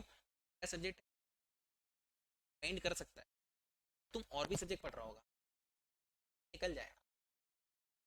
आज एटलीस्ट इस चीज को प्लान आउट कर लेना कि भाई अगर तेरे को आज कुछ समझ में आया, भाई उसको अपने वर्ड्स में डाल करके उस रिकॉर्डिंग का नाम दे दे, इन डेज टू इन 10 मिनट्स, जो भी था 10 मिनट 15 मिनट, उससे ज्यादा तो नहीं लगेगा, इतना पड़ा है, तेरा काम खत्म. तेरे को कभी भी चालू करना है इंडेस, उसके पहले कुछ नहीं, कान में डालना हेडफोन, अपना भाषा अपने वर्ड्स में जो तुम बोला है, अब तुमको अच्छे से बोलना था, अच्छे से बोल, जैसे तुमको बोलना था भाई, हिंदी जो तेरे को कर ले. तो रटा हुआ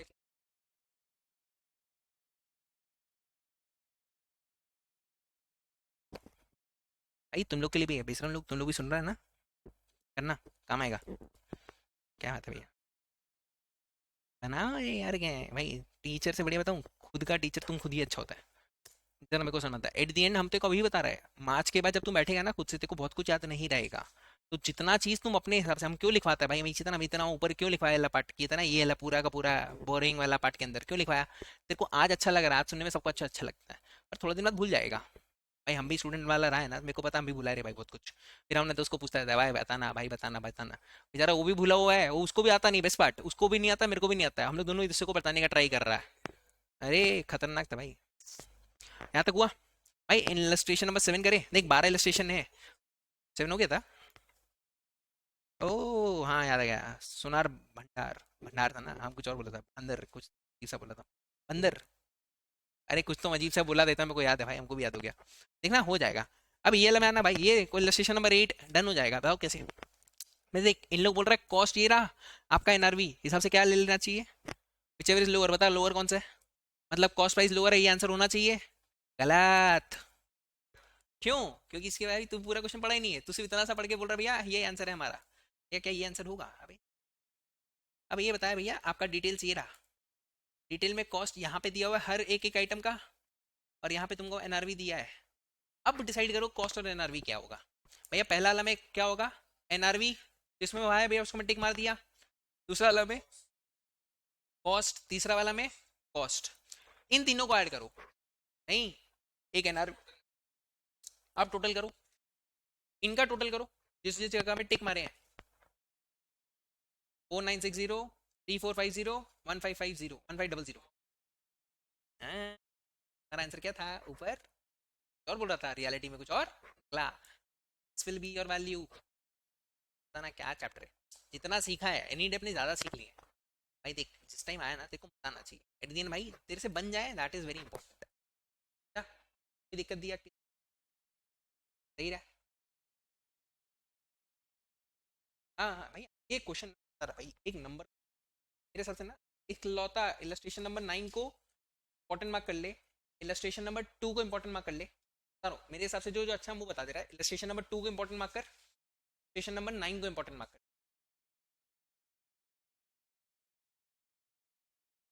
या ये देख क्वेश्चन, ये क्या दिया है, the total stock of A limited as on 31 March 2023 was 5 lakh. ठीक है, of which stock amounting 31,000 were not ascertained as per Ind AS 2. तो बता दिया कि इंसर्टेन नहीं हो पा रहा, तो बताया नीचे कंप्यूट करने बोला the value of the set stock as per index और इंक्लूड फाइनेंशियल स्टेटमेंट में क्या वैल्यू देगा वो। भाई टाइप दिया, 3 प्रोडक्ट है बस। भाई क्या लेते हैं अपने, क्या भैया, 3 वैल्यूड एट व्हाट, तो भाई कॉस्ट या N R V whichever is lower, ये अपने को नहीं। पहले तुम लोग क्या कॉस्ट बताना है, कॉस्ट ये बताऊं, सिर्फ पी पे पहले फोकस। पी का तुमको बताना है कॉस्ट और तुमको बताना है एन आर वी। 13,000 मेरा कॉस्ट बन रहा है, मेरा कॉस्ट भैया, कॉस्ट तुम लोग बोला भाई 13,000 आयु बर्फ,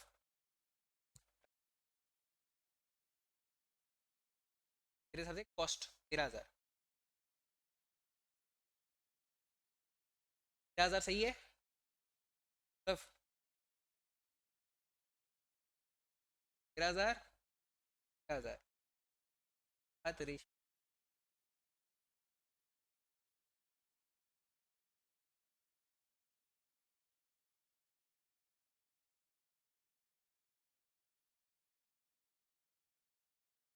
टोटल कॉस्ट याद है कहीं क्या होगा, टोटल कॉस्ट, सिर्फ टोटल कॉस्ट, यहाँ पे अपने टोटल कॉस्ट लिखे थे। टोटल कॉस्ट के अंदर क्या क्या आता है भाई, कॉस्ट ऑफ परचेज,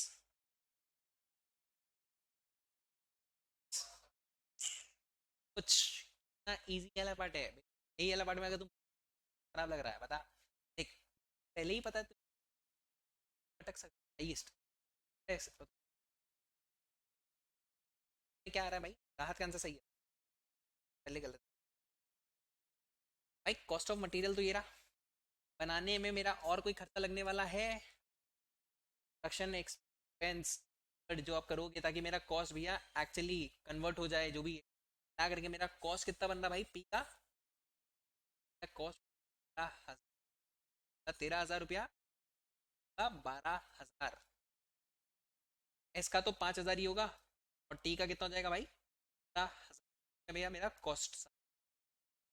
एनआरवी बताओ ना भाई, एनआरवी तुम लोग सीखा था, एनआरवी क्या होता है, सेलिंग प्राइस माइनस, माइनस क्या था या जो भी मेरा खर्चा लगने वाला है बेचने के लिए, वो पैसा रियलाइज करना है, सेलिंग एंड डिस्ट्रीब्यूशन लगेगा, तो 15,000 में से 1,000 रुपया क्या करोगे, ऐड करोगे कि माइनस करोगे, माइनस करोगे। एनआरवी कितना है 14,000 का 4,000 इसका 15,000।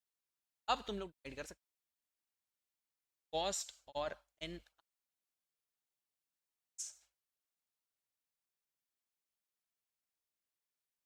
बबुआ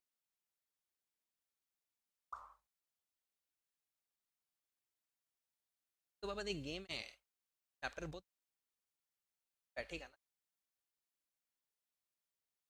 1 2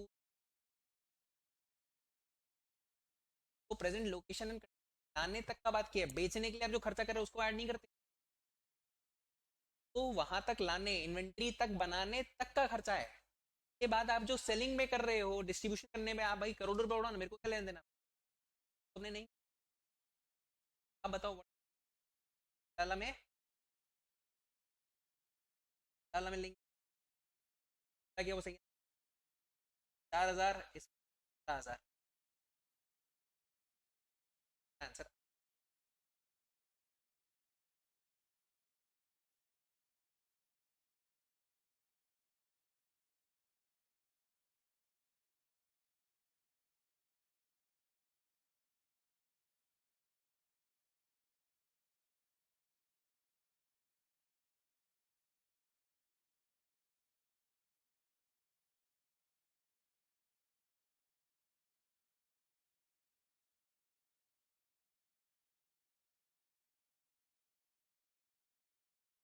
अब भैया 10, 10 से पहले 10 भैया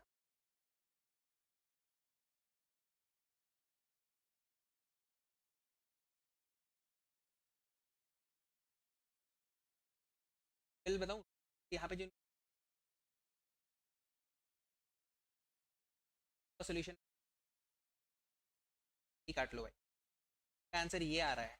आंसर क्या है, काम करना भाई, क्या ये यस करना है, कर ले हमारा आंसर। सबको ऐड वैड करके देखिए, आंसर 270 ही नहीं, क्या जो दिया हुआ नंबर है उसको भी ऐड करोगे तो भी नहीं आता। Mirror is there. अब भैया बस 10 और 11 करने के लिए बनाएंगे अपने हिसाब से, 10 और 11 के लिए भैया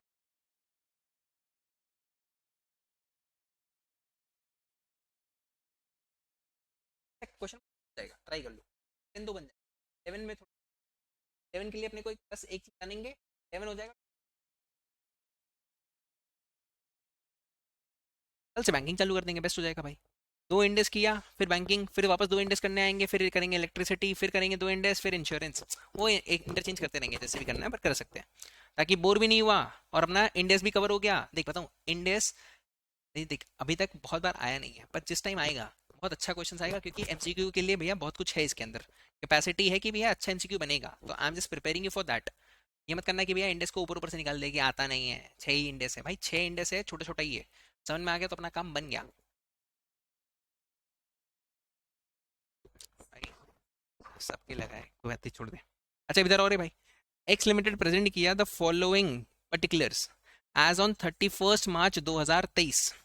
the total cost of product क्या है भैया, मटेरियल का कॉस्ट कितना लग रहा था भैया, 50 रुपया पर पीस, है 12 रुपया, पर उसका कॉस्ट कितना हो गया इतना, मैन्युफैक्चरिंग कॉस्ट 30 रुपया, तो मेरा टोटल कॉस्ट कितना लग रहा है भाई, 80। प्रॉफिट वाला पार्ट को तो भैया क्या ही कंसिडर करोगे, प्रॉफिट थोड़ी बताते हैं, मेरे को तो कॉस्ट निकालना ना, इन्वेंट्री कितने में है, कॉस्ट और एनआरवी बात करते हैं, तो मेरा 80 रुपया का कॉस्ट है। On 31 March the selling price has gone down suddenly from 100 to 70। भैया सेलिंग प्राइस ही सस्ते में हो गया है, भैया खुद ही बता, सेलिंग प्राइस सस्ता हो गया मतलब कितने में बिक रहा है सामान, 70 रुपये में मिल रहा है। भैया मेरा बनाने का खर्चा लगा था 80 रुपया, मार्केट में ऑलरेडी 70 रुपये में सामान बिक रहा है, तो मेरा वैल्यूएशन मैं 80 पे दिखा पाऊंगा कभी भी, नहीं दिखा सकता, क्योंकि भैया 80 में तो कोई खरीदेगा भी नहीं। एटलीस्ट भैया जो मार्केट में रेट चल रहा है, मार्केट में क्या रेट चल रहा है भाई, 70 रुपीज चल रहा है। Price of raw material has also gone down, 12 रुपया से घट करके कितने रुपए हो गए भैया पर पीस, 8 रुपए का। तेरे को रीजन देने का ट्राई कर रहे हैं लोग कि भैया 12 रुपया से घट करके हर एक पीस कितना में बिक रहा है, 8 रुपए में बिक रहा है।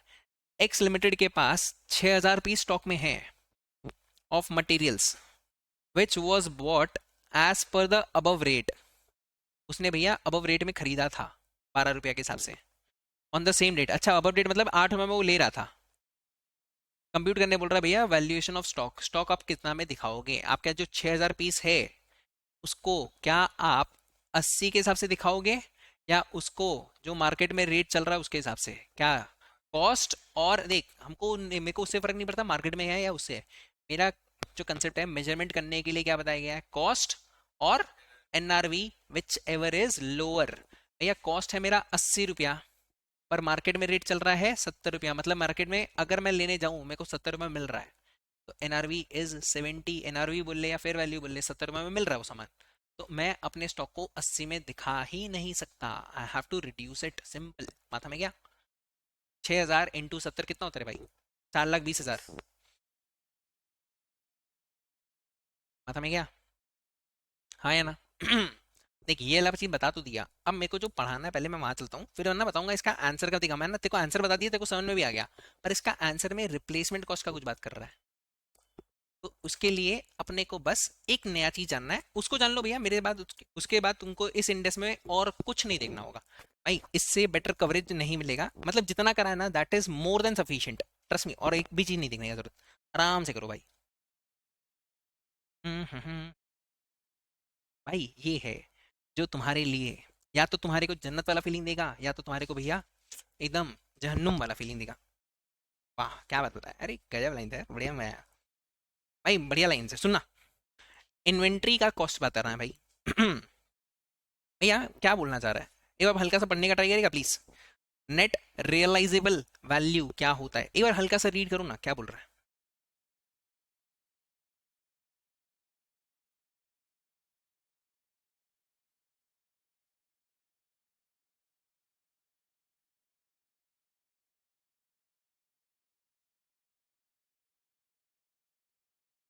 छोटा में बताऊँ?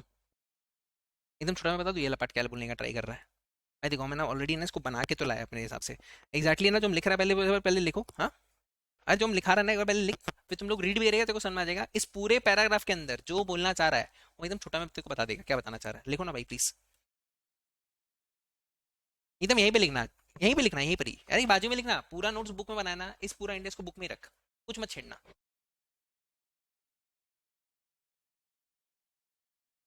इन्वेंट्री का कॉस्ट,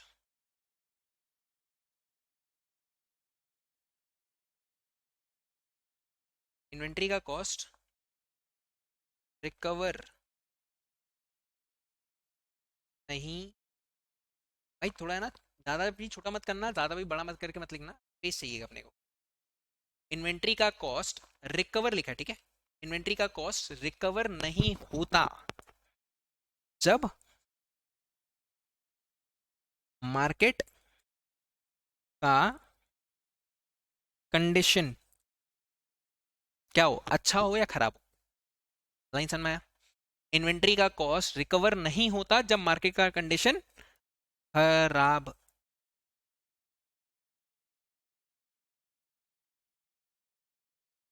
जब मार्केट का कंडीशन खराब हो या मार्केट का कंडीशन बिगड़ जाए। एकदम सिंपल लाइन है, हाँ है ना। मार्केट अच्छा चलेगा तो भैया सामान बिक जाता, मार्केट खराब होगा तो भैया नहीं बिकेगा। एक और सिचुएशन भैया, एक तो ये बात समझ में आ गया, जब मार्केट का कंडीशन खराब हो। इन्वेंट्री, इन्वेंट्री का वैल्यू क्यों गिर सकता है भाई? आपका इन्वेंट्री का वैल्यू क्यों गिर सकता है बताएगा भैया? एक तो रीजन बता जो तुम्हारे मन में आता है कि भैया इन्वेंट्री डैमेज हो जाए, ऑब्सोलीट हो जाए, और क्या हो सकता है भाई? डिमांड ही ना हो, और भैया प्रोडक्ट आउटडेटेड हो जाए, या सेलिंग कॉस्ट ही बढ़ जाए फालतू का, मतलब बेचने में भैया खर्चा ज्यादा लग रहा है, रॉ मटेरियल महंगा मिले, या जो भी रीजन है, मतलब भैया कुछ कुछ रीजन लिख सकते हैं अपने यहाँ पर, तो लिख दो ना भाई, इन्वेंट्री डैमेज हो जाए, इन्वेंट्री डैमेज हो जाए, आउटडेटेड हो जाए, ऑब्सोलीट हो जाए, या मेरा सेलिंग कॉस्ट ज्यादा लगने लग जाए। भैया बेचने जा रहा हूँ, भैया कॉस्ट है मेरा, भैया मान ले कॉस्ट है 50 का सामान, अब उसको बेचने के लिए भैया होता है ना, मार्केटिंग करने में मेरा लग रहा है 100 रुपया, तो भैया वेस्ट है ना आपका, 100 का 50 का सामान कोई 150 के ऊपर तो लेगा भी नहीं। अब भैया उसमें अगर आप ज्यादा का आपका कॉस्ट, सेलिंग कॉस्ट ज्यादा, एरो बना दिया भैया ऊपर का, सेलिंग कॉस्ट ज्यादा हो जाए, तब अपने को क्या करना पड़ता भाई? तब इन्वेंट्री को अपने को किस में शो करना चाहिए? कॉस्ट में दिखाना चाहिए कि एनआरवी पे, जिस वैल्यू पे बिक सकता है मार्केट पे, एनआरवी पे, तब inventory be at N R, बस इतना सा चीज। भैया अगर मेरा सामान खराब है, कुछ भी है जिसके चक्कर में मेरा प्राइस उतना रिकवर ही नहीं हो पाएगा जितना मैंने लगाया है, तो उसको एनआरवी पे शो करना है ना। यहाँ तक क्लियर हुआ? अब भैया मालूम है यहाँ पे जो ए और एक और देखिएगा, इसके जस्ट नेक्स्ट वाला पेज में दिया हुआ नंबर बी, इसका एकदम छोटा में सारांश लिख रहा है, बेसिक लाइन, 2 लाइन ही चाहिए, बस सिर्फ 2 लाइन। यहाँ पे लिख दो ए एंड यहाँ पे लिख दो बी, सारा काम खत्म। इफ फिनिश, भाई लिख लिया था ना सब, रेशमी श्रुति राहत,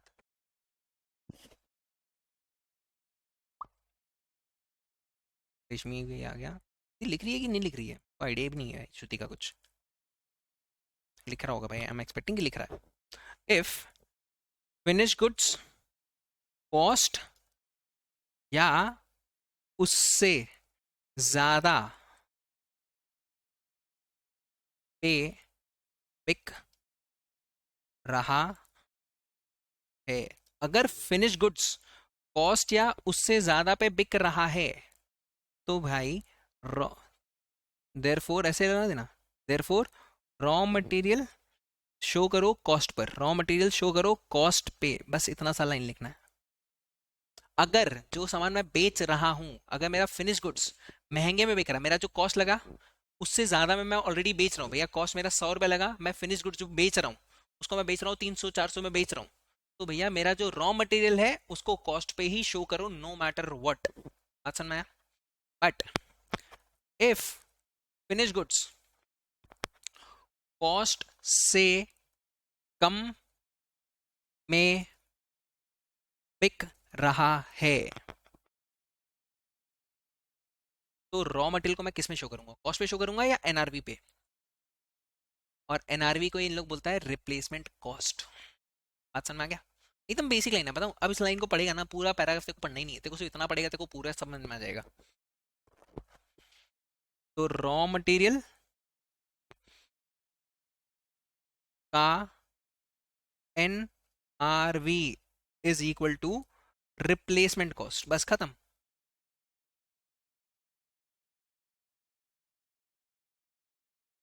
रिप्लेसमेंट कॉस्ट कहाँ लिखूं रे भाई, कलर ले लूं क्या? भाई कॉस्ट लिखा है is equal to replacement cost.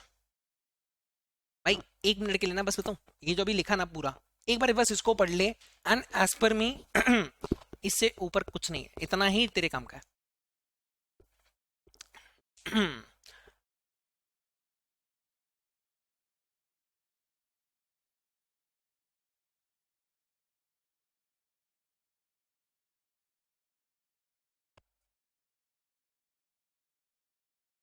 Inventory का कॉस्ट रिकवर कब नहीं होता भाई? जब मार्केट का कंडीशन खराब होगा तब आपका इन्वेंट्री का कॉस्ट रिकवर नहीं हो सकता। क्यों भाई? मार्केट ऑलरेडी गिर रहा है तो आपका रिकवरी नहीं हो सकता। और इन्वेंट्री का कॉस्ट और क्यों गिर सकता है भैया? आपका सामान डैमेज हो, आउटडेटेड हो, किसी भी रीजन से आपका सेलिंग कॉस्ट ज्यादा लग रहा है, आपका कॉस्टिंग बहुत ज्यादा हो जा रहा है अजीब सा, उसके चक्कर में आपका सामान नहीं बिक सकता। तब इन लोग बोला भैया एक चीज और चेक करो, आपका फिनिश गुड्स किस रेट में बिक रहा है। अगर फिनिश गुड्स आपके कॉस्ट अल्टीमेटली लोअर पे ही करेंगे ना शो। अब वो वही बोल रहा है, फिनिश गुड्स पे डिपेंड करता है इसमें, सुनना ये लाइन। तो भैया बस इन लोग लास्ट में बोला कि भैया उस टाइम बस एक चीज चेक करो कि आपका फिनिश गुड्स किस प्राइस में बेच रहे हो। अगर आपका फिनिश गुड्स महंगे में बिक रहा है, जैसे ये वाला क्वेश्चन में था, अभी जो क्वेश्चन बनाए थे ना 10, वो इसी पे था, पूरा नोटिस करेगा तो दिख जाएगा। फिनिश गुड्स आपका 100 का चीज आप कितने में बेच रहे थे? आप 70 में। आपका फिनिश गुड 70 में बिकने लगा, तो आपको अपना कॉस्ट को भी कम करके लाना पड़ा।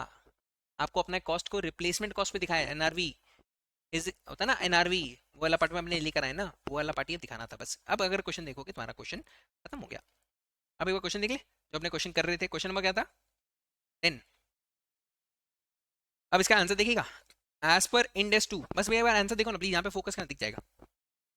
Where there has been a decline in the price of material and it is estimated that the cost of finished product will exceed NRV। NRV से थोड़ा सा ऊपर है। The materials are written down to NRV। materials को किस पे लेकर आ जाओ भैया? तब अपना NRV पे लेकर के आ जाओ। इन शॉर्ट, अगर आपका फिनिश गुड्स कॉस्ट के नीचे बैठा है, अगर आपका फिनिश गुड्स कॉस्ट के नीचे दिख रहा है, तो आपको अपना इन्वेंट्री को भी कम करना पड़ेगा। circumstances the replacement cost of the material may be the best available measure। यही बोला था ना, रिप्लेसमेंट कॉस्ट मतलब क्या होता है? एनआरवी है उसका। एनआरवी को ही इन लोग क्या बोलते हैं वहां पर? रिप्लेसमेंट कॉस्ट बोल रहा है, और कुछ नहीं। हाँ है ना? इस केस में भैया हमारा कॉस्ट था 80 रुपया, पर मार्केट में एनआरवी क्या चल रहा था भाई? 70 रुपया। तो हमको किस पे लेकर आना पड़ा भाई अपने स्टॉक को? 70 रुपया पे लेकर के आ गए। किसी को दिक्कत हुआ? कोई भी ऐसा है जिसको नहीं समझ में आया बात? भाई जो लिखाया था वो बात एकदम क्लियर है कि अगर आपका फिनिश गुड्स कॉस्ट या उसके ऊपर बिक रहा है, तो अपना रॉ मटेरियल को किस पे दिखाओगे आप? कॉस्ट पे ही दिखाते रहो, कोई दिक्कत नहीं है, मार्केट में क्या रेट चल रहा है उससे फर्क नहीं पड़ेगा। बट अगर आपका फिनिश गुड्स सस्ते में बिक रहा है, तो आपको अपने कॉस्ट को भी सस्ता करना पड़ेगा। बात सिंपल, खत्म। अब 11 और 12 करते हैं बस, दो क्वेश्चन, अपना पूरा का पूरा इंडेक्स खत्म, और कुछ नहीं करना, बस आराम से कर दो भाई। 5 मिनट और चाहिए बस, 3:15 में अपना छुट्टी हो जाएगा। थोड़ा ज़्यादा देर पड़ लिया, बट ठीक है, कोई ना। इंडेक्स खत्म तो हुआ भैया। रॉ मटेरियल वेयर परचेज है भाई, चल। हाँ, raw material where purchase at 100 per KG. ठीक है, 100 रुपये में अपना रॉ मटेरियल बिक रहा था।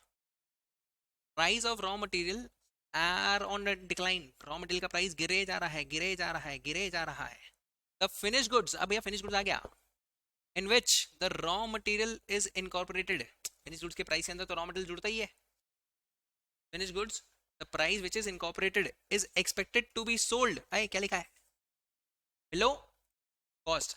अगर आपका फिनिश गुड्स कॉस्ट के नीचे बिक रहा है, आपका 10,000 पीस है आपके पास रॉ मटेरियल, क्या आप उसको कॉस्ट पे दिखाओगे या उसको आप एनआरवी पे दिखाओगे? एनआरवी मतलब रिप्लेसमेंट कॉस्ट। आंसर आ गया तुम्हारे सामने, तेरा हाँ या ना, ये था, कोई दिक्कत नहीं। भाई इसका आंसर कहाँ है? 10,000 इंटू 80 का है कैलकुलेट?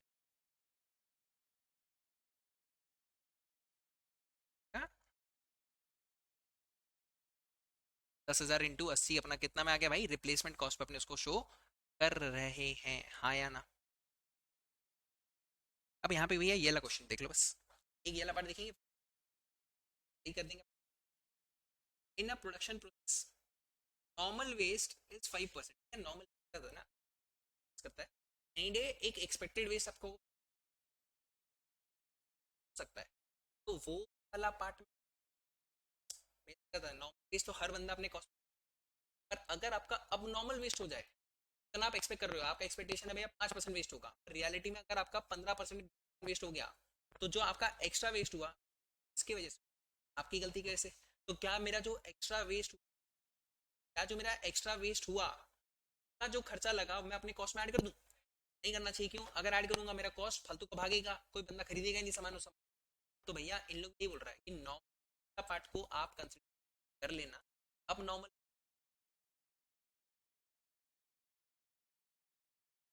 ये हुआ भैया, मेरा एक्सपेक्टेड कितना है? 5% है मेरा, जितना भी मैं इनपुट डालूंगा उसका 5%। 5,000 ton of input where put in process. 5,000 का 5% कितना होता है भाई? 5,000 का 5% एक्सपेक्टेड कितना है? 250 मीटर टन तक अगर गलती हो, 250 मीटर टन तक अगर भैया वेस्ट होता है, that is okay. But resulting in a waste of 300 metre ton,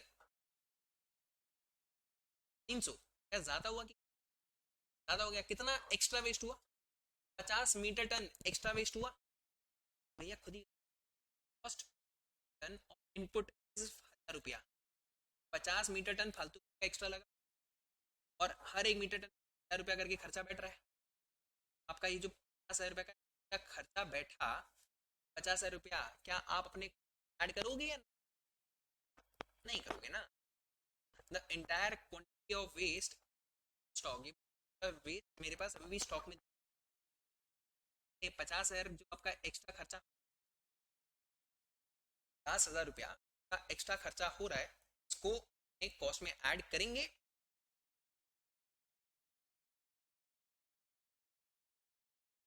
50,000 charge against profit and loss लेके जाओ, अब अपने कॉस्ट का पार्ट नहीं। 1 मीटर टन 1,000 रुपया, 50 metre should be included. 250 metre तक आपका जो नॉर्मल वेस्ट हो सकता है, जो आपका एक्सपेक्टेड है बेसिक वेस्ट, उसको आप कंसिडर करोगे, उसको आप अपने फिनिश गुड का पार्ट बनाओगे। और ये जो आपका एक्स्ट्रा 50,000 रुपया लगा, उस पार्ट पार्ट 3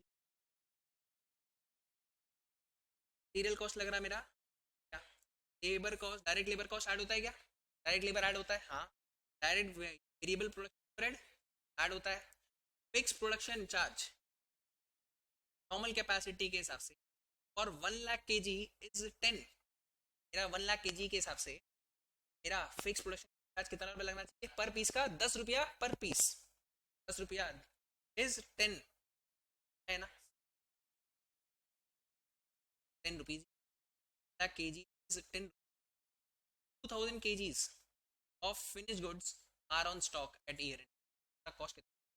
हमारा मटेरियल का कॉस्ट तो 100 रुपया लगेगा ही, प्लस डायरेक्ट लेबर का कॉस्ट 30 रुपया, वेरिएबल ओवरहेड का कॉस्ट 10 रुपया, और तुम्हारा फिक्स्ड वाला कॉस्ट कहाँ तक लगता है? हमारा नॉर्मल कैपेसिटी तक अभी बात करा हुआ है भाई। कैपेसिटी ये तो बड़ी से कम लगे, ज्यादा ऐड सकते। आपने कम यूनिट बनाया, आपका गलती भाई। तब ये 10 रुपया भी ऐड 140, 2,000 पीस के साथ इंटू भी आएगा आंसर।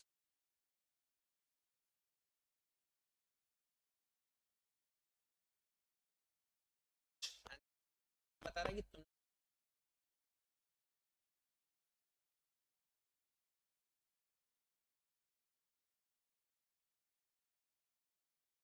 लास्ट क्वेश्चन कर।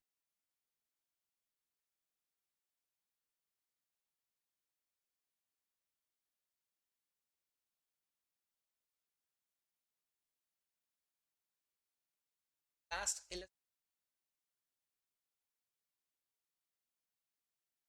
कॉस्ट ऑफ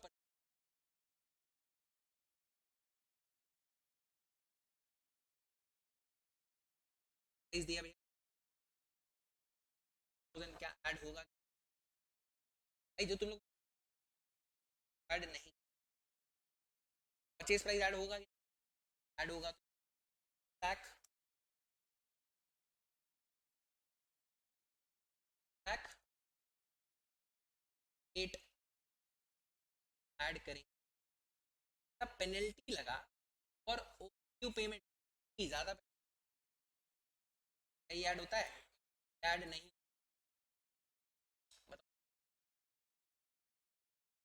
अकाउंट को करते हैं कुछ कर रहे थे याद है, 3% निकालो ना भाई इस प्राइस, 1000 करेंगे, नीचे था।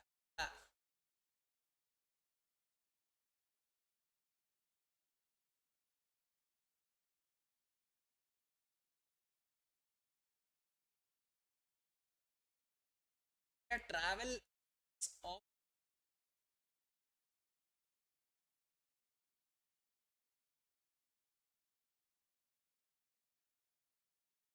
परचेज,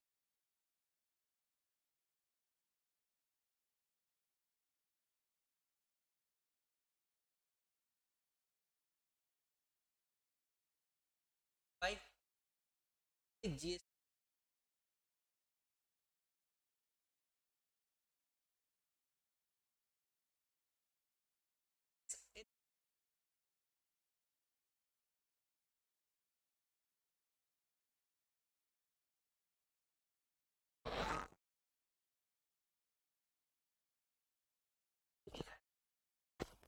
कैलकुलेटर निकालो, कितना निकला भाई? 4960। अगर क्वेश्चन कुछ नहीं बोलता तब मैं मानते भैया मेरा जीएसटी का खर्चा लगना है। इंपोर्ट ड्यूटी, इंपोर्ट ड्यूटी से लग रहा था याद है, इंपोर्ट कराओगे तो खर्चा लगेगा, हाँ है ना? अब ये जो मेरा फॉरवर्डिंग का खर्चा लगा, वहां से यहाँ तक भेजने का खर्चा, सामान आएगा ना मेरा प्रेजेंट लोकेशन एंड कंडीशन पे ऐड होगा। ट्रांसपोर्ट का इंश्योरेंस करवाते हैं, ओ इंश्योरेंस नहीं करवाएगा, तुम शिप से सामान मंगवा रहा है बिना इंश्योरेंस के, मंगा लेगा? सामान डूब गया तो भैया उसके लिए तो कराते हैं ना अपने इंश्योरेंस। हाँ, अरे बाबा जिस ट्रांसपोर्ट से आ रहा है उसका भी तो इंश्योरेंस लगता है ना, वो तो इंश्योरेंस बोले ट्रांसपोर्ट इन लोग बोल दिया, बट इनका मतलब वही है कि जो सामान मंगवा रहे हैं, हाँ सामान के लिए। अब भैया खुद ही था, स्टोरेज का कॉस्ट लगता है क्या? हम दुकान में ला दिया, मेरे गोडाउन में रखा है, सोचना हो भाई, सोच नहीं रहा तुम, हम गोडाउन में ला के रख दिया, अब गोडाउन का रेंट पे मेरा स्टोरेज का खर्चा लग रहा है, क्या मैं उसका रेंट यहीं पे रिकवरी करूँ क्या? कॉस्ट में ऐड कर दूं? नहीं करेंगे, इग्नोर।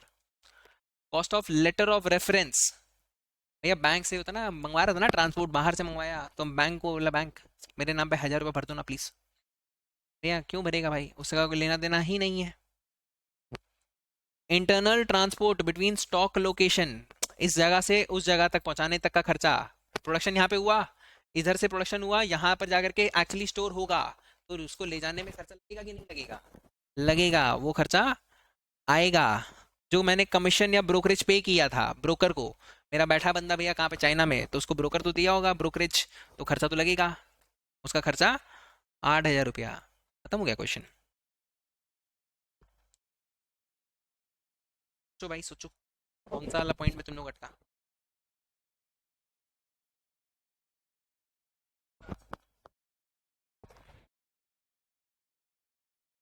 बाबा उनका खर्चा जो लगा था वो तो भैया भेजने वाले का लगा है ना खर्चा, अपना थोड़ी लगता है, उसका खर्चा हम क्यों देगा भाई? हम तो यहाँ पे जब आ जाएगा सामान, उसके लिए जो ट्रांसपोर्ट में एनऑल हमको दे देना पड़ा था, इंश्योरेंस एनऑल पे वो हम दे दिया, यहाँ से अब यहाँ पे हुआ ना जगह पे आ गया, वहां से ट्रांसपोर्ट से लेकर के मेरे लोकेशन जहाँ पे मेरे को देना है, वो खर्चा मेरा आता है, वहां से भिजवाने का खर्चा तो वही देगा। ऐड करो भाई कितना आया,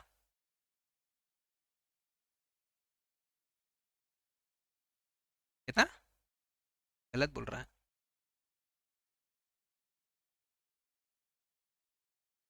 हैं?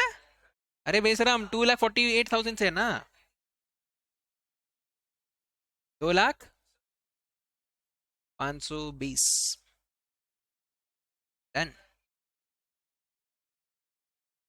हाँ तो उसको हुआ, इंडेस 2 इज ऑफिशियली ओवर। और कुछ नहीं करना भाई, इतना कर लो, that is more than sufficient भाई। सारा का सारा क्वेश्चन हो गया, सब कुछ हो गया, and the coverage is fully completed अच्छे से, कोई दिक्कत नहीं भाई। आराम से करो, आज यहाँ तक ही रखो। हो गया तुम लोग का भी, रेशमी, राहत एंड वो क्या नाम है, थोड़ा सा बड़ा हो गया, नेक्स्ट दिन ना इतना बड़ा बड़ा नहीं करेंगे, प्लान करेंगे भैया 3 बजे तक, मैं अगर कभी चालू किया ना 1:30 बजे, वो 3 बजे तक खत्म कर देंगे हमेशा। चलो आज यहाँ तक ही रखते हैं, बाय।